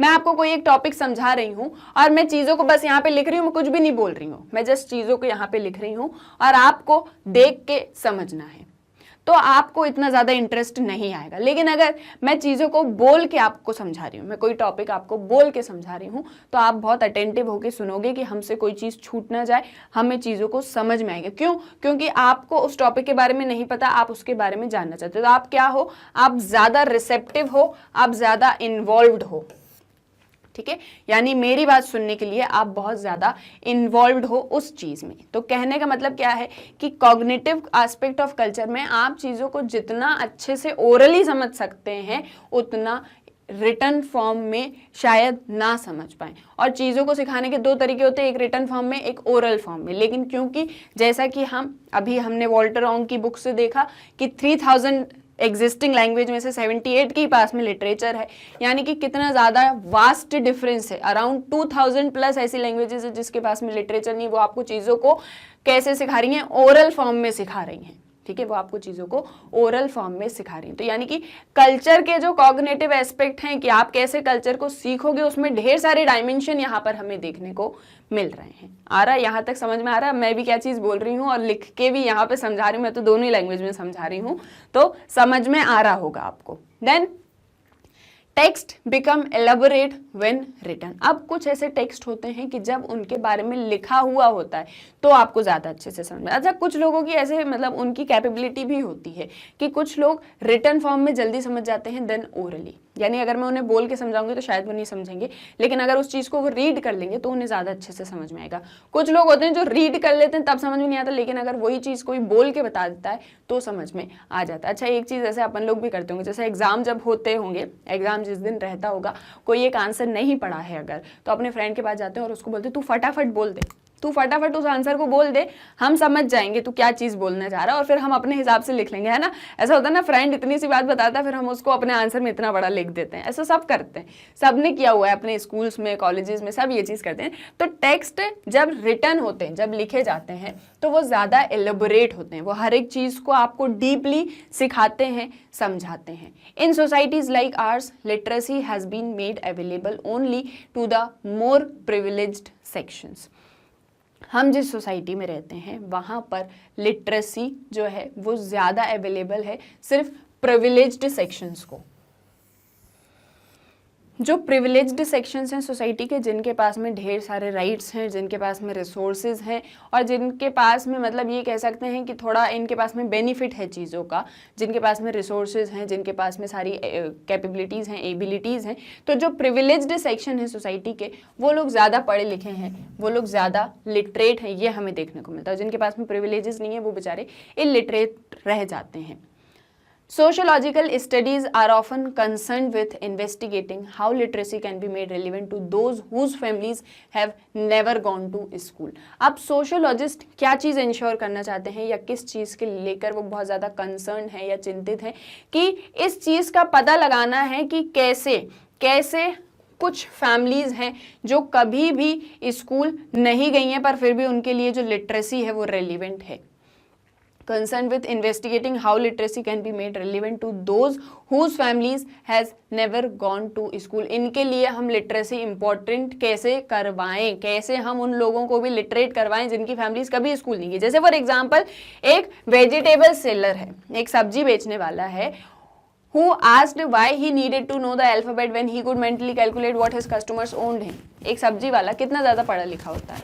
शायद नहीं होता है पढ़ा लिखा, या शायद होता है तो चौथी पास होता है, 8वीं पास होता है, 10वीं पास होता है, या शायद उतने भी नहीं होता है। आज के समय में भले ही थोड़ा बहुत पढ़ने लगे हैं लोग, लेकिन पहले उतने भी नहीं होते थे। तो वो ये चीज़ बोलता है कि जब मैं ये सब्जी बेचता हूँ तो मुझे पता है 30 रुपये किलो आलू है, तो और मुझे कोई 50 का नोट देगा तो मैं उसको 30 रुपये काट के 20 रुपये वापस दे दूंगा। जब मुझे इतनी जब मुझे इतना नॉलेज है, जब मैं मेंटली चीज़ों को कैलकुलेट कर सकता हूँ, तो फिर मुझे स्कूल जाने की क्या ज़रूरत है? मैं क्यों ABCD का ख गा घा पढ़ूँ? मैं क्यों पढ़ूँ? तो ये जो एक मेंटालिटी बनी हुई है, ये जो एक मेंटालिटी है कि हमें ज़रूरत ही नहीं है, हमें है ही नहीं, नीड ही नहीं है हमें लिटरेसी की, तो ये एक चीज़ हम कैसे लोगों को रेलिवेंट करवाएं, इस चीज़ के लिए जो सोशोलॉजिस्ट हैं वो बहुत ज़्यादा कंसर्न है। और सोशोलॉजी में भी हमें इस चीज़ को लेके बहुत कंसर्न हम भी रहते हैं अक्सर इन चीज़ों को लेके। सो in the contemporary world, ideas are often reflected in audio-visual media, that is advertisements, films, etc. अब अगर हम बात करें कंटेम्प्रेरी वर्ल्ड की, प्रेजेंट डे सोसाइटी की हम बात करें, तो कुछ आइडियाज़ ऐसे भी होते हैं जो कि ऑडियो विजुअल फॉर्म में आपको एक्सप्रेस कर दिए जाते हैं, जैसे एडवर्टाइजमेंट्स है, मीडिया है, फिल्म्स है, उनके थ्रू भी आप चीज़ों को सीखते हैं ना। ये भी तो एक प्रोसेस है लर्निंग का, जहाँ आपको चीज़ें सिखाई जाती हैं देख के, समझ के। अब जैसे कुछ लोग होते हैं, जैसे मूक बधिर लोग हैं, ना बोल सकते हैं ना सुन सकते हैं, तो उनको विजुअल्स दिखा के समझाया जाता है कि आप चीज़ों को किस तरह से समझ सकते हैं। तो यानी अगर आपको कोई चीज़ नहीं आती, जस्ट सपोज आप सब कुछ भूल जाओ, अभी आपके माइंड में कुछ भी चल रहा है, आप जस्ट ज़ीरो हो, आपको जीरो भी नहीं पता कि जीरो क्या होता है, चाहे सपोज आपको कुछ भी नहीं पता, तो ऑडियो विजुअल देखकर आप चीज़ों को समझ पाएंगे। अगर आप चीज़ों को सुन सकते हैं, देख सकते हैं, तो आपको समझ में आएगा कि हमें क्या चीज़ करनी है, क्या चीज़ नहीं करनी है, जैसे एडवर्टाइजमेंट देखना, फिल्म्स देखना, एक्सेट्रा। अब इतना लिटरेसी होने के बावजूद भी एक एग्जाम्पल आपकी बुक में दिया है कि yet students of Indian classical music are still discouraged from writing down what they rather than carry it in their memory. Still जो इंडियन क्लासिकल म्यूजिक के स्टूडेंट्स हैं, इंडियन क्लासिकल म्यूजिक के जो स्टूडेंट्स हैं, उनको आज भी जो चीज़ें उन्हें सिखाई जाती हैं डांस प्रैक्टिसेस में, वो उन्हें लिखने नहीं दी जा म्यूजिक में जो भी चीज़ें उन्हें सिखाई जाती हैं वो उन्हें लिखने नहीं दिया जाता। ये कहा जाता है कि आप इन चीज़ों को अपनी मेमोरी में रखें। तो यानी कि ढेर सारे डायमेंशंस हमें देखने को मिल रहे हैं कॉग्निटिव एस्पेक्ट ऑफ कल्चर के अंदर, जहाँ पर हम ये चीज़ समझते हैं कि कॉग्निटिव एक प्रोसेस है लर्निंग का। क्या है? कॉग्निटिव एक प्रोसेस है लर्निंग का। अब आप लर्न कैसे कर सकते हो? आप इसे रिटन फॉर्म में भी कर सकते हो, आप इसे ओरल फॉर्म में भी कर सकते हो। अब डिस्कशन हम किस चीज़ पर कर रहे हैं कि कुछ सोसाइटीज़ जो हैं वो बहुत लिटरेट हैं, तो वो तो जो है अपने कल्चर को, अपने ट्रेडिशन को सेव करके रख पाती हैं बुक्स में, डॉक्यूमेंट्स में, लेकिन कुछ नॉन लिटरेट सोसाइटीज़ हैं या इलिटरेट सोसाइटीज़ हैं जहाँ पर ये एक चीज़ पॉसिबल नहीं हो पाती है कि हम अपने कल्चर को जो है सेव करके रख सकें और ओरली चीज़ों को समझाया जाता है। तो सोशियोलॉजिस्ट किस चीज़ को लेके कंसर्न है कि हम कैसे ज़्यादा से ज़्यादा लोगों को लिटरेसी के बारे में बताएं, ताकि वो क्या कर सकें, वो चीज़ों को समझ सकें, चीज़ों को लर्न कर सकें, और उनका जो कल्चर है वो एडिक्वेट है या इनएडिक्वेट है, जैसा हमने प्रीवियस लेक्चर में देखा, तो वो हम उसको एडिक्वेट बना पाएँ। ठीक है, तो कॉग्निटिव एस्पेक्ट ऑफ कल्चर में ये सारी चीज़ें थी। आई होप आपको समझ में आया होगा कॉग्निटिव एस्पेक्ट ऑफ कल्चर। सारे एग्जांपल्स के थ्रू हमने चीज़ों को समझा है। देन जो नेक्स्ट है आपका वो है नॉर्मेटिव एस्पेक्ट ऑफ कल्चर। अब नॉर्मेटिव में हम क्या चीज़ पढ़ते हैं? हम पढ़ते हैं रूल्स ऑफ कंडक्ट। आप कोई भी एक्टिविटी करोगे, आप कोई भी काम करोगे, उसको लेके कुछ रूल्स होते हैं, कुछ रेगुलेशंस होते हैं, उस रूल्स ऑफ कंडक्ट को हम स्टडी करने वाले हैं। So the normative dimension of culture includes social rules and social expectations. अब नॉर्मेटिव डायमेंशन में आप क्या पढ़ोगे कल्चर के कि सोसाइटी में कुछ रूल्स होते हैं, कुछ एक्सपेक्टेशंस होती हैं। ठीक है, आप समाज में रहते हो, समाज में कुछ नियम हैं, कुछ कायदे हैं, कुछ कानून हैं जिसके तहत आपको चलना है, जिसके तहत आपको काम करना है। ये क्या कहलाता है? ये सोशलाइजेशन कहलाता है। ठीक है, यानी कि आप क्या हो? आप एक सामाजिक व्यक्ति हो। प्लस सोसाइटी की कुछ एक्सपेक्टेशंस होती हैं, जैसे फॉर एग्जाम्पल, जैसे सपोज आप जो है कोई काम नहीं करते हो, आप अनएम्प्लॉयड हो। सोसाइटी की एक्सपेक्टेशन होगी कि या तो आप अपनी जॉब ढूंढो और जॉब करो, नहीं तो सोसाइटी आपको जो है मतलब बेरोजगार और बेगैरत इंसान बिल्कुल घोषित कर देगी। तो यानी ये एक छोटा सा एग्जाम्पल था। तो सोसाइटी की भी कुछ एक्सपेक्टेशंस होती हैं आपसे कि आप समाज में रहते हो तो आप इस तरीके का काम करो, या फिर जैसे एग्जाम्पल आप समाज में रहते हो, समाज की कुछ बुराइयां हैं तो उनको ठीक करने में आप अपना भी योगदान दो। तो यानी सोसाइटी के कुछ रूल्स हैं, कुछ एक्सपेक्टेशंस हैं जो नॉर्मेटिव डायमेंशन ऑफ कल्चर के अंदर हम स्टडी करते हैं। That is the norms and values of a society, यानी सोसाइटी के कुछ नॉर्म्स, कुछ वैल्यूज। अब नॉर्म्स में भी हम कह देते हैं कि नियम, कायदे, कानून है। वैल्यूज में तो हम कहते हैं कि ठीक है, कुछ वैल्यूज होती हैं, उनको हमें याद रखना है। तो ये क्या है? ये भी आगे हम समझने वाले हैं कि नियम, कायदे, कानून, लॉज भी होते हैं, नियम, कायदे, कानून, नॉर्म्स भी होते हैं। तो इन दोनों में क्या चीजें होती हैं ये हम आगे देखने वाले हैं। It consist of folkways, mores, customs, conventions, laws, including values, rules that guide our social behavior in different social context. Society में आप रहते हो, सोसाइटी में डिफरेंट टाइप्स की चीज़ें होती हैं, डिफरेंट वेराइटीज़ होती हैं, डिफरेंट स्ट्रक्चर होते हैं, different area, region, environment, people, ढेर सारे डिफरेंट कंटेक्स्ट होते हैं। इन डिफरेंट कंटेक्स्ट में आप कैसे बिहेव करोगे, आप किस तरह से बिहेव करने वाले हो, आपका सोशल बिहेवियर कैसे होने वाला है, ये आपको नॉर्मेटिव एस्पेक्ट ऑफ कल्चर बताता है। इसमें क्या होते हैं? कुछ रूल्स हैं, कुछ कस्टम्स हैं, फोकवेज हैं, कुछ कन्वेंशन हो गए, लॉज हो गए, वैल्यूज हो गए, रूल्स हो गए, ये सारी चीज़ें। ठीक है, ये सारी चीज़ें आपको बताती हैं कि आप सोसाइटी के अंदर किस तरह से बिहेव करने वाले हो। आपको याद हो हमने प्रीवियस लेक्चर में सोशल कंट्रोल पढ़ा था। सोशल कंट्रोल में हमने देखा था कि किस तरह हमें जो है कंट्रोल किया जाता है सोसाइटी के थ्रू, ताकि हम सोसाइटी के अकॉर्डिंग बिहेव करें, जिससे सोसाइटी की नीड्स फुलफिल हो सके। तो आप सोसाइटी में कैसे बिहेव करोगे ये आपको कौन बताने वाला है? ये आपको बताएगा नॉर्मेटिव डायमेंशन ऑफ कल्चर।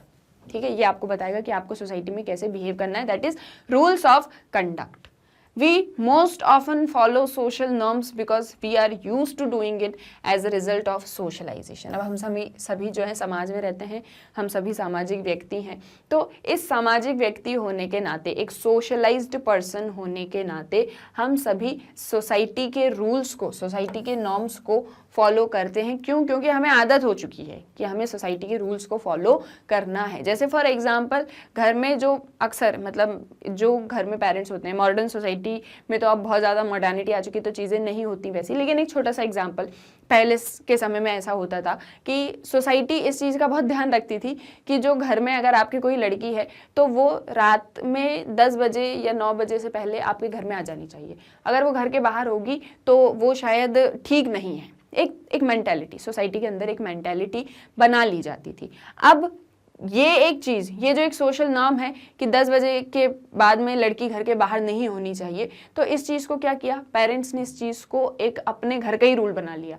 उनने घर का ही रूल बना लिया कि जो बच्चे होंगे तो वो घर में जो है 10 बजे के पहले तक अंदर आ जाने चाहिए, उसके बाद अगर वो बाहर रहते हैं तो ये अच्छा नहीं है। भले वो बाहर कुछ भी कर रहे हैं, मैं तो कह रही हूँ जॉब करने के लिए जा रहे हैं बाहर, पर एक चीज़, एक मेंटालिटी जो है माइंड में बना ली जाती है सोसाइटी के अकॉर्डिंग। अब क्योंकि ये समाज का नियम है, ये सोसाइटी का नॉर्म है, तो हमें वो चीज़ करनी है। क्यों? क्योंकि हम उसको करने के लिए यूज्ड टू हो गए हैं, हम उस चीज़ को करने के लिए यूज्ड टू हो गए। क्यों? क्योंकि हम एक सामाजिक व्यक्ति हैं।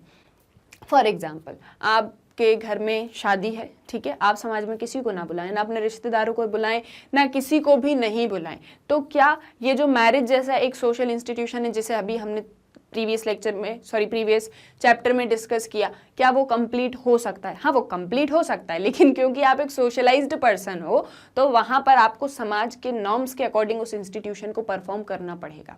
ठीक है, जैसे समाज में सबकी शादी होती है, आपको वैसे ही शादी करनी पड़ेगी। ऐसा नहीं आप दोनों साथ में रहने लग गए तो आपकी शादी हो गई, ऐसा नहीं है। क्यों? क्योंकि समाज के जो नियम कायदे कानून है आपको उसके तहत चलना पड़ेगा। आप समाज के लोगों को नहीं बुलाओ चलेगा, लेकिन अगर आप शादी समाज के रूल्स के नॉर्म्स के अकॉर्डिंग नहीं कर रहे हो, अपने कल्चर के अकॉर्डिंग नहीं कर रहे हो, तो आप एक मतलब आपको जो है कहीं ना कहीं सोसाइटी से बर्खास्त मान लिया जाएगा।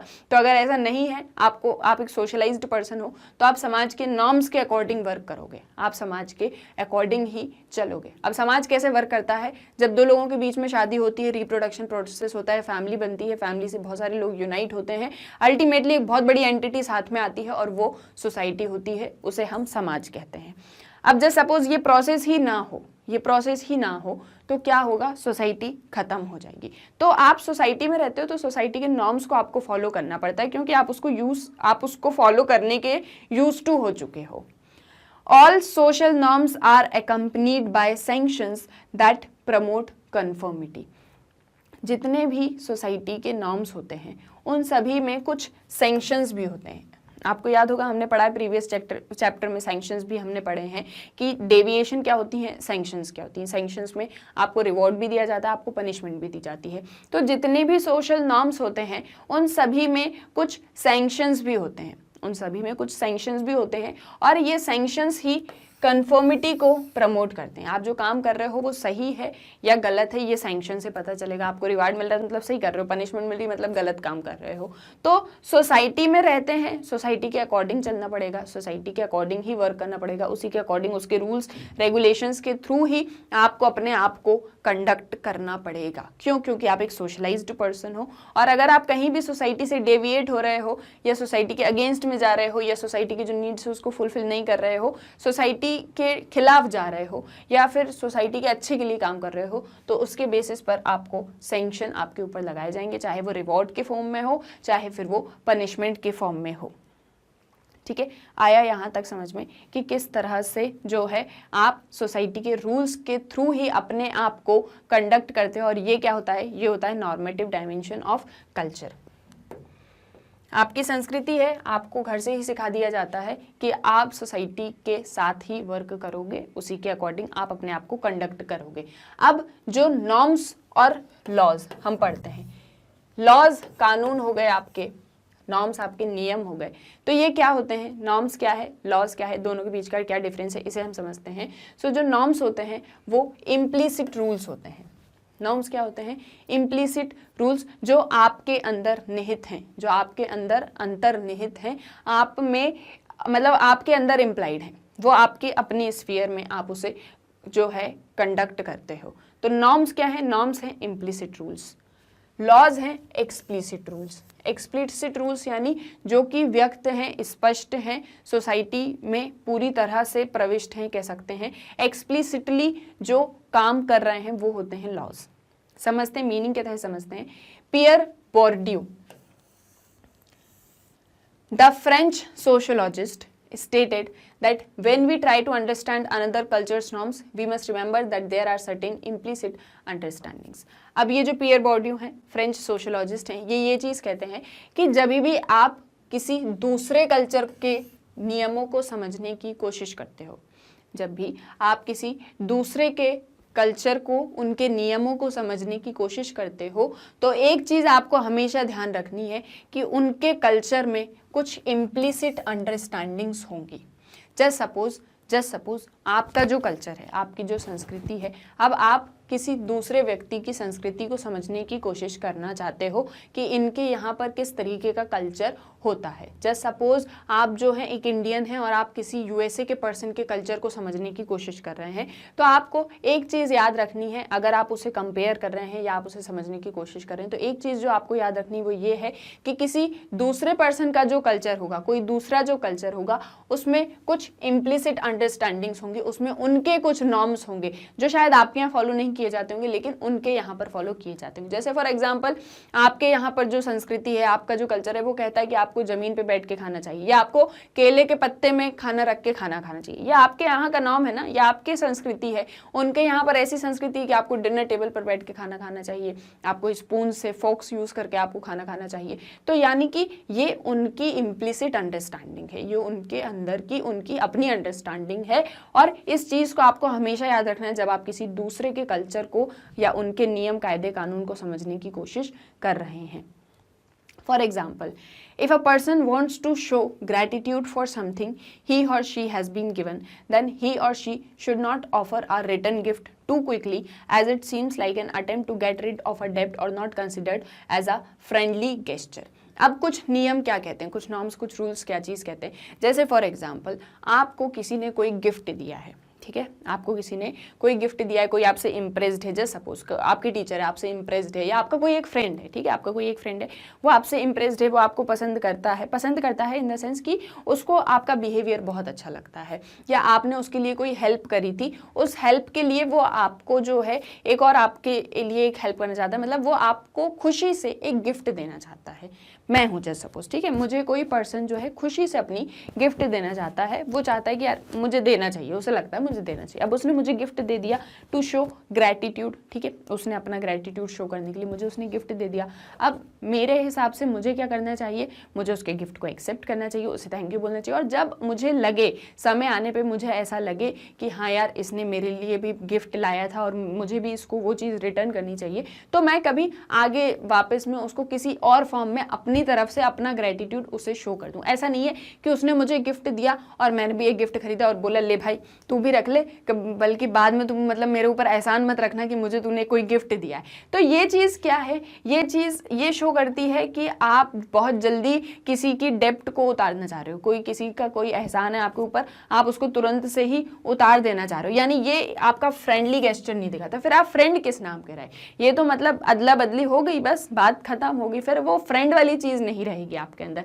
तो जैसे इसमें एक एग्जांपल हमने समझा था कि हमें किसी और का लेटर खोल के नहीं देखना चाहिए। तो ये क्या, ये रूल्स हमें बता रहा है कि आपको किस तरह से आप एक सोसाइटी में रहते हो, आपको किस तरह से अपना ग्रैटिट्यूड शो करना है। अगर आप ग्रैटिट्यूड शो करना चाहते हो तो आप समय आने पर करो। ये नहीं आपको किसी ने गिफ्ट दिया उसको तुरंत गिफ्ट रिटर्न करा और भैया बात खत्म, आगे से हमसे कुछ मत बोलना। ऐसा वाला खेल अपन को नहीं करना है, मतलब ऐसी वाली चीज़ अपन को नहीं करना है। अपन को रूल्स के अकॉर्डिंग चीज़ों के साथ में चलना है। So a law is a formal sanction defined by the government as a rule और principle that its citizens must follow. तो ये जो अभी हमने पढ़ा ये क्या थे, ये नॉर्म्स थे। ये क्या चीज़ थी, ये नॉर्म्स थी कि आपको किस तरह से बिहेव करना चाहिए। ठीक है, आपको किस तरह से बिहेव करना चाहिए, क्या नियम होते हैं। जैसे अपन ने जो गिफ्ट वाला एग्जाम्पल देखा कि आपको तुरंत नहीं करना है, आपको आपका जो नियम है इम्प्लिसिट है ना, वो आपके अंदर अंतर्निहित है। ठीक है, वो आपके अंदर आपकी अंडरस्टैंडिंग है, आपको उस हिसाब से काम करना है। कहीं ना कहीं यहाँ पर हम इम्पर्सनल रिलेशंस की बात कर रहे हैं। किसकी बात कर रहे हैं, इम्पर्सनल्स या इनफॉर्मल रिलेशनशिप्स की हम बात कर रहे हैं नॉर्म्स के केस में। वहीं दूसरी तरफ जो लॉ होता है, लॉ क्या है, लॉ है फॉर्मल सैंक्शन। ठीक है, लॉ क्या है, फॉर्मल सैंक्शन। सॉरी, शायद मैंने उल्टा बोल दिया। हम नॉर्म्स में पर्सनल रिलेशनशिप्स की बात कर रहे हैं, लेकिन हम जो लॉ है वहाँ हम फॉर्मल या इम्पर्सनल रिलेशनशिप्स की बात कर रहे हैं। यहाँ पर गवर्नमेंट के थ्रू या स्टेट के थ्रू कुछ रूल्स, कुछ प्रिंसिपल्स डिफाइन किए जाते हैं जो उसके सिटीजन्स को फॉलो करने चाहिए। आप किसी एक स्टेट में रहते हो, आप जिस भी स्टेट में रहते हो, जिस भी कंट्री में रहते हो, वहाँ पर कुछ रूल्स होते हैं, कुछ रेगुलेशंस होते हैं जिन्हें सब सिटीजन्स को फॉलो करना पड़ता है। क्या आप किसी को भी जाओ और किसी के भी घर में जाओ और जाके उनके घर से कोई भी सामान उठा के ले आओ, तो क्या ये सही होगा, क्या ये चीज़ सही होगी, नहीं होगी, है ना। क्योंकि ये आपको दिखाते कि आपको इस तरह से कंडक्ट नहीं होना है, यानी आपको इस तरह से बिहेव नहीं करना है। ठीक है, तो ये चीज़ क्या है, ये लॉ में आ गई कि आप किसी के घर जाओ, कोई सामान उठा के आप भाग जाते होगे, तो ये क्या है, ये एक गलत चीज़ है। इसके लिए लॉ बना है, इसके लिए क्या बना है, कानून बना है जो गवर्नमेंट या स्टेट ऑर्गेनाइज करता है, जहाँ पर आपके लिए कुछ रूल्स हैं, कुछ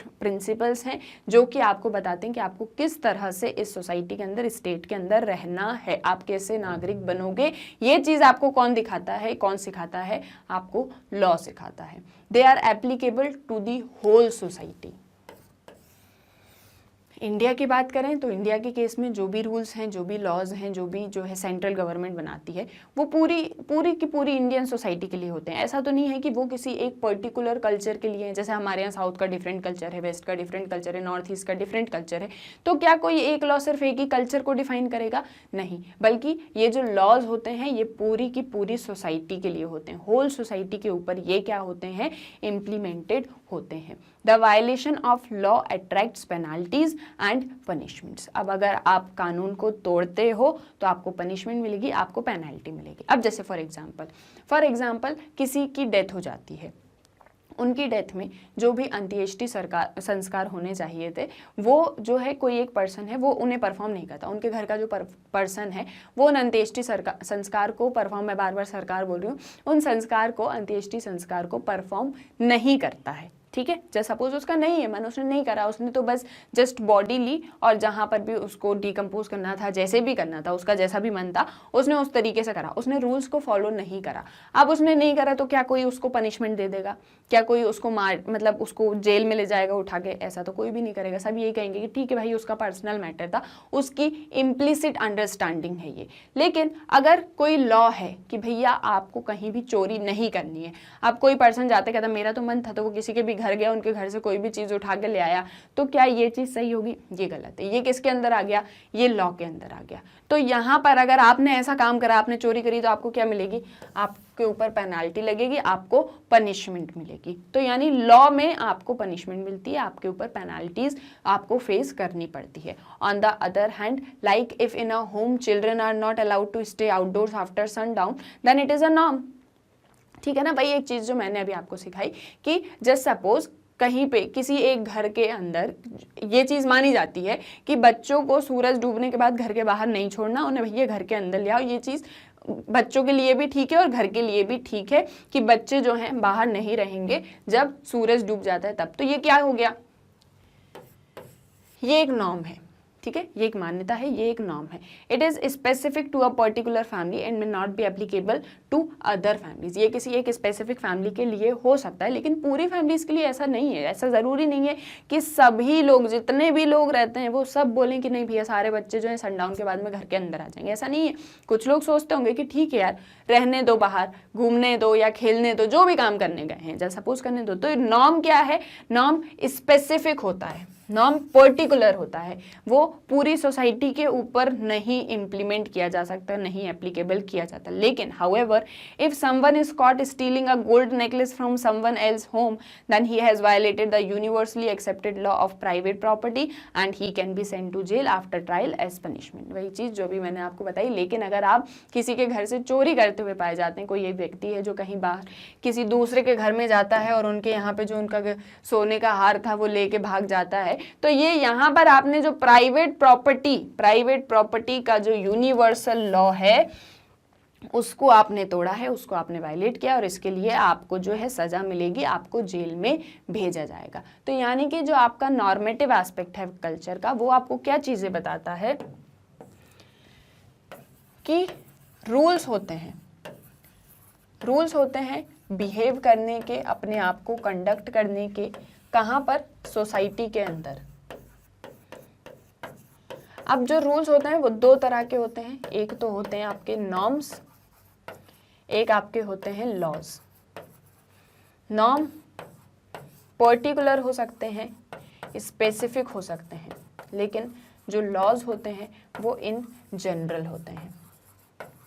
और ये आपको क्या बताते हैं?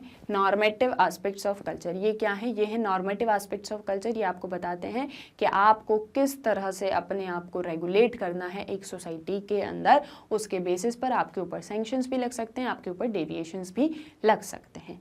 आई होप ये वाला पॉइंट भी, ये वाला टॉपिक भी आपको समझ में आया होगा। देन आपका जो नेक्स्ट है वो है last but not the least, material aspects of culture. अब मटेरियल एस्पेक्ट्स ऑफ कल्चर क्या होता है ये हम पढ़ते हैं। मटेरियल में क्या चीज़ें आपको बताई गई थी, यानी आप कोई टूल्स को, कोई मशीन्स को आप यूज़ कर रहे हैं। हिंदी में कहें तो कोई साधन है ना, कोई वर्क करने के लिए, कोई एक्टिविटी परफॉर्म करने के लिए जिन साधन की आपको ज़रूरत होगी, जिन मटेरियल्स की आपको ज़रूरत होगी, वो आपके मटेरियल एस्पेक्ट्स ऑफ कल्चर होंगे। Now the material aspect refers to tools, technologies, machines, buildings, modes of transportation as well as instrument of production and communication. अब ये सभी क्या है? ये सभी मटेरियल्स हैं। कोई टूल्स है, कोई टेक्निक है, कोई बिल्डिंग है, कोई मशीन है, कोई ट्रांसपोर्टेशन है, प्रोडक्शन है, कम्युनिकेशन। मैं आपको पढ़ा रही हूँ, आप मेरी बात को सुन रहे हैं। हमारे बीच में क्या मोड है, क्या साधन है? मोबाइल फ़ोन आपके साथ में, हमारे बीच में जो है साधन है, मीडियम है हमारे बीच में कॉन्वर्सेशन होने का।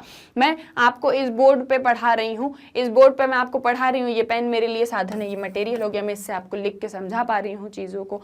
तो यानी कि कोई भी साधन, कोई एक्टिविटी परफॉर्म करने के लिए कोई चीज़ प्रोड्यूस हो रही है। आप लोग लेस खाते हैं, लेस प्रोड्यूस होते हैं किसी एक फैक्ट्री में, तो प्रोडक्शन क्या है? उस लेस को प्रोड्यूस करने का साधन है। आलू, मतलब आलू की चिप्स होती है ना, तो आलू क्या हो गया? पोटैटो क्या हो गया? पोटैटो उस चीज़ का साधन हो गया। हम आप एक दूसरे से कम्युनिकेट कर रहे हैं, बातें कर रहे हैं, साधन क्या हो गया? मोबाइल फ़ोन आपका साधन हो गया। तो वो सारे मटेरियल एस्पेक्ट्स जितने भी होते हैं वो आपके इसके अंदर आते हैं। In urban areas, the widespread use of mobile phones, music system, car, buses, ATM, refrigerators, computers in everyday life indicates the dependence on technology. अब आप अर्बन लाइफ में, आप सभी के घर में मोबाइल फ़ोन्स होंगे, आपके घर में म्यूज़िक सिस्टम होंगे, होम थिएटर सिस्टम, बढ़िया नए नए गाने सुनते होंगे आप। कार होंगी आपके पास में, साइकिल होगी, बाइक होगी, बस हैं आपकी सोसाइटी में, एटीएम्स हैं, एटीएम जाते हैं, हमारे पेरेंट्स जाते हैं, हम भी जाते हैं, ठीक है, पैसे को निकालने के लिए, ऑटोमेटेड टेलर मशीन जिसे कहा जाता है। रेफ्रिजरेटर्स, फ्रिज होंगी आपके घर में, कंप्यूटर्स हैं आपके घर में। और कहीं ना कहीं अगर इनमें से कोई चीज़ें ना हो तो हमारा काम नहीं चलता। मोबाइल फ़ोन के बिना तो बिल्कुल ही काम नहीं चलता है ना। उसके अलावा आपके पास में अगर कोई भी ऐसी मतलब टेक्नोलॉजिकली चीज़ें आपके घर में ना हो तो काम नहीं चलता। अक्सर बहुत सी चीज़ें नहीं होती हैं। मतलब अब हम क्या हो चुके हैं, हम इन चीज़ों के यूज टू हो चुके हैं, हम टेक्नोलॉजी के ऊपर डिपेंडेंट हो चुके हैं। क्यों? क्योंकि हम इसके यूज टू हो गए, हमें आदत लग चुकी है। रूरल एरियाज़ में भी ऐसा नहीं है, सिर्फ अर्बन एरियाज़ में, रूरल एरियाज़ में transistor radios, electric motor pumps for lifting water from below the surface for irrigation demonstrates the adoption of technological devices for increasing production. अब आप लोग गांव वगैरह में अगर जाते हो या रहते हो तो मोटर होती हैं, पानी की मोटर होती हैं, पानी निकालने के लिए ट्रांजिस्टर्स होते हैं, रेडियोज होते हैं। आजकल तो मोबाइल फोन्स तो हर एक इंसान के पास में, चाहे वो रूरल में रहे, चाहे वो अर्बन में रहे, चाहे वो बैकवर्ड एरिया में रहे, ट्राइबल एरिया में भी रहे, तो भी है उसके पास में। तो यानी कि हम सभी टेक्नोलॉजिकली एडवांस्ड हो चुके हैं। ये जो इक्विपमेंट्स हैं, ये जो टेक्नोलॉजी है, ये सब क्या है? ये सारे के सारे मटेरियल हैं। ठीक है, ये सब क्या है? ये सभी मटेरियल हैं जिनके ऊपर हम और आप डिपेंडेंट हैं, जिनके बेसिस पर हम वर्क करते हैं। In sum there are two principal dimensions of culture, material and non material. तो अभी तक हमने चीज़ों को पढ़ा, तो अगर हम उससे समझें तो कल्चर में दो चीज़ें होती हैं, एक होती है मटेरियल, एक होती है नॉन मटेरियल। मटेरियल जो चीज़ें आप देख सकते हो, मतलब चीज़ों को आप ऑडिबली आप उनको सुन सकते हो, विजिबली आप देख सकते हो, चीज़ों को आप टच कर सकते हो, जो टेंजिबल चीज़ें हैं। और नॉन मटेरियल यानी कि जो नॉन मटेरियल चीज़ें, जैसे कि कोई चीज़ों को सुनना, कोई जैसे कॉग्निटिव और नॉर्मेटिव एस्पेक्ट जो हैं, वो दोनों क्या हैं? ये दोनों नॉन मटेरियल चीज़ें। ये क्या बताते हैं? ये एक तो प्रोसेस को एक्सप्लेन कर रहे हैं लर्निंग के, और दूसरी तरफ ये आपको क्या चीज़ बता रहे हैं? रूल्स ऑफ कंडक्ट या रूल्स ऑफ बिहेवियर बता रहे हैं। तो यानी एक आपके मटेरियल हैं, एक आपके नॉन मटेरियल हैं कल्चर, जहाँ पर कॉग्निटिव और नॉर्मेटिव नॉन मटेरियल है, और जो आपके मटेरियल डायमेंशन है वो आपके प्रोडक्शन को इंक्रीज करते हैं, आपकी क्वालिटी ऑफ लाइफ को इंक्रीज करते हैं। जैसे अभी हमने देखा मोबाइल फोन्स, रेफ्रिजरेटर्स, एसी हो गए, आपके घर में टेलीफोन, सारी चीज़ें ये आपकी क्वालिटी ऑफ लाइफ को इंक्रीज करते हैं, और आपके पास में ढेर सारी मशीन्स एंड टेक्नोलॉजीज हैं जो आपके प्रोडक्शन को इंक्रीज करती हैं। For integrated functioning of culture the material and non material dimensions must to work together. अब क्या करना है? Integrated functioning of culture. Culture को हम स्टडी कर रहे हैं, कल्चर के तीनों डायमेंशंस को हमने देख लिया। हमने कल्चर को भी देख लिया, कॉग्निटिव को भी देख लिया, नॉर्मेटिव को भी देख लिया, मटेरियल को भी हमने देख लिया। तीनों को देख के हमें ये चीज़ समझ में आती है कि एक के बिना बाकी दो वर्क नहीं कर सकते, या दो के बिना कोई एक वर्क नहीं कर सकता। यानी तीनों एक दूसरे के लिए ज़रूरत है, and all must work together. तीनों को साथ में काम करने की जरूरत है। बट व्हेन द मटेरियल और technological dimensions change rapidly the non material aspects can lag behind in terms of values and norms.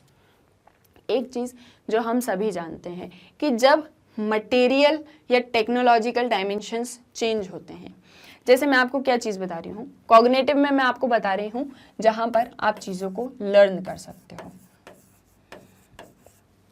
ठीक है। नॉर्मेटिव में मैं आपको बता रही हूँ रूल्स। मटेरियल में हम टेक्नोलॉजिकल डायमेंशंस की बात कर रहे हैं।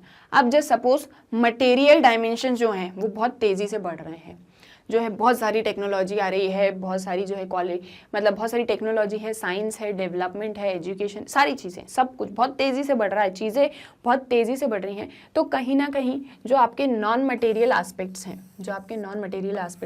वो वैल्यूज़ में और नॉर्म्स में पीछे छूट जाते हैं। एक चीज़ हम सभी जानते हैं कि टाइम के अकॉर्डिंग चीज़ें चेंज होती हैं, डायनामिक होती हैं चीज़ें, और चेंज इनएविटेबल भी है, ज़रूरी भी है, ठीक है। चेंज होना ज़रूरी भी है, डायनेमिक हैं चीज़ें। अगर आप रिजिड रहोगे तो आपकी लाइफ ख़त्म हो जाएगी, आप कभी आगे नहीं बढ़ पाओगे। तो चेंज क्या है? चेंज बहुत ज़्यादा ज़रूरी है। आपको टाइम के अकॉर्डिंग अपने आप को भी चेंज करना है, अपनी चीज़ों को भी चेंज करना है। लेकिन जब मटेरियल चीज़ें बढ़ती हैं, जब मटेरियल एस्पेक्ट्स चेंज होते हैं, तो कहीं ना कहीं हमारी वैल्यूज़ और जो हमारे नॉर्म्स हैं वो पीछे छूट जाते हैं। This can give rise to a situation of cultural lag when the non-material dimensions are unable to match the advances of technology. हम कहते हैं ना कि हम जितने ज़्यादा हाईटेक होते जा रहे हैं, हम उतने ज़्यादा ही अपने संस्कृति को भूलते जा रहे हैं, ऐसा हम कहते हैं। जैसे फॉर एग्जाम्पल, एक बहुत छोटा सा एग्जाम्पल है, कोई भी इसको अदरवाइज ना ले। अक्सर ये चीज़ कही जाती है कि हम लोग जितने ज़्यादा, हमारे यहाँ मोबाइल फ़ोन्स आ चुके हैं, टेक्नोलॉजी आ चुकी है, तो हमारे यहाँ आज की जो जनरेशन है वो उतनी ज़्यादा एडवांस होती जा रही है, पर वो संस्कृति को भूलती जा रही है। जैसे कि यहाँ पर जो रिलेशनशिप्स हैं वो बहुत ज़्यादा इम्पर्सनल हो चुकी हैं। हम जो हैं आपस में, हम अपने रिश्तेदारों के साथ में बहुत ज़्यादा कॉन्टैक्ट में नहीं रहते हैं, और क्योंकि हम एक समाज के अंदर रहते हैं तो किनशिप, जैसा हमने देखा था फैमिली एंड किनशिप वाले उसमें चैप्टर में, तो वहाँ हमने देखा था कि कैसे हमारे जो रिश्ते नातेदार हैं वो बहुत ज़्यादा इंपॉर्टेंट है हमारे लिए, आप उन्हें छोड़ के नहीं जा सकते हो, है ना। ये चीज़ हमने देखी थी कि आपके जो रिश्ते नातेदार हैं वो बहुत ज़्यादा इंपॉर्टेंट है आपकी लाइफ में। आप अगर उन्हें पीछे छोड़ दोगे तो सोसाइटी, ये जो कोहेसिव सोसाइटी है, इसका कोई मतलब नहीं होगा। तो यानी कहने का मतलब यह है कि जितना ज़्यादा आप एडवांस होते जाओगे, जितना ज़्यादा आप टेक्नोलॉजिकली एडवांस्ड होते जाओगे, उतनी ज़्यादा चीज़ें आप वैल्यूज़ के फॉर्म में, नॉर्म्स के फॉर्म में भूलते जाओगे और चीज़ें जो हैं लैग होती जाएंगी। यानी कि आप जो है टेक्नोलॉजिकली आप आगे बढ़ते जाओगे, लेकिन जो आपकी संस्कृति है उसे आप भूलते जाओगे। तो इसीलिए किस चीज़ की ज़रूरत है कि कॉग्निटिव, नॉर्मेटिव और मटेरियल तीनों आपस में एक दूसरे के साथ में चलें। हम चीज़ों को लर्न करें, उनमें रूल्स के अकॉर्डिंग अपने आप को अपने बिहेवियर को कंडक्ट करें और मटेरियल डायमेंशंस के साथ में कोप अप करें। तो ये थे आपके डायमेंशंस ऑफ कल्चर। तीनों डायमेंशंस के मीनिंग भी हमने समझे, तीनों को डिटेल्ड में भी हमने डिस्कस कर लिया है और तीनों आपस में कैसे एक दूसरे से रिलेटेड हैं ये चीज़ भी आपने देखी। आई होप आपको ये पूरा लेक्चर समझ में आया होगा। स्टिल कहीं भी आपको कोई डाउट आता है, कोई भी क्वेश्चन मन में आता है कि मैम ये चीज़ भी हो सकती है क्या, जैसे आप लोग हमेशा मुझसे पूछते हैं, तो आप बिल्कुल कमेंट सेक्शन में पूछ सकते हैं। कोई भी डाउट हो, कोई भी आपके सजेशंस हो, आप कमेंट सेक्शन में बता सकते हैं। आई होप समझ में आई होंगी सारी चीज़ें। अब एक और चीज़ देख लेते हैं कि आप मैग्नेट ब्रेन्स की वेबसाइट को कैसे एक्सेस कर सकते हैं। तो आपको क्या करना है, आपको गूगल पे जाना है, एंटर करना है magnetbrains.com। जैसे ही एंटर करेंगे आपके सामने magnet brains education platform open हो जाएगा। स्क्रॉल करेंगे, देखेंगे किंडरगार्टन टू 12th क्लास तक के सारी क्लासेस की वीडियोस अवेलेबल है। अब आपको क्या करना है, आपको जो भी क्लास स्टडी करनी है, जस्ट सपोज आपको क्लास 11th स्टडी करनी है, क्लास 11th पे क्लिक करेंगे। जैसे ही क्लिक करेंगे उससे रिलेटेड वीडियोज़ यहाँ आपके सामने, सब्जेक्ट से रिलेटेड सारे वीडियोज़ आपके सामने यहाँ पर ओपन हो जाएंगे। सभी के नीचे वॉच नाउ का बटन है। अब आपको क्या करना है, आपको जो भी सब्जेक्ट स्टडी करना है वॉच नाउ पे क्लिक करेंगे। जैसे ही क्लिक करेंगे सब्जेक्ट से रिलेटेड वीडियो ट्यूटोरियल्स यहाँ आपके सामने आ जाएंगे। चैप्टर वाइज सारे वीडियोस हैं, जो भी चैप्टर आपको स्टडी करना है उस पर क्लिक करेंगे, उससे रिलेटेड सब टॉपिक्स यहाँ ओपन होंगे। सभी के आगे वॉच नाउ का बटन है, वॉच नाउ पे क्लिक किया, जो भी टॉपिक स्टडी करना है और ये वीडियो ओपन। अब यहाँ से आपको नेक्स्ट वीडियो देखना है, नेक्स्ट वीडियो पर क्लिक करिए। ये नहीं देखना है कोई और टॉपिक, कोई और सब्जेक्ट स्टडी करना है, यहाँ से कैंसिल कर दीजिए। सो बहुत ही इजीली आप मैग्नेट ब्रेन्स की वेबसाइट को एक्सेस कर सकते हैं। मैग्नेट ब्रेन्स आपको किंडरगार्टन टू 12th क्लास तक की सारी वीडियोस अवेलेबल कराता है, बिल्कुल फ्री ऑफ कॉस्ट। आप इसे अपने फ्रेंड्स एंड रिलेटिव्स को भी रेफर कर सकते हैं। तो इस वीडियो को लाइक करें, शेयर करें एंड चैनल को सब्सक्राइब करना ना भूलें। मिलते हैं नेक्स्ट वीडियो में। Thank you very much.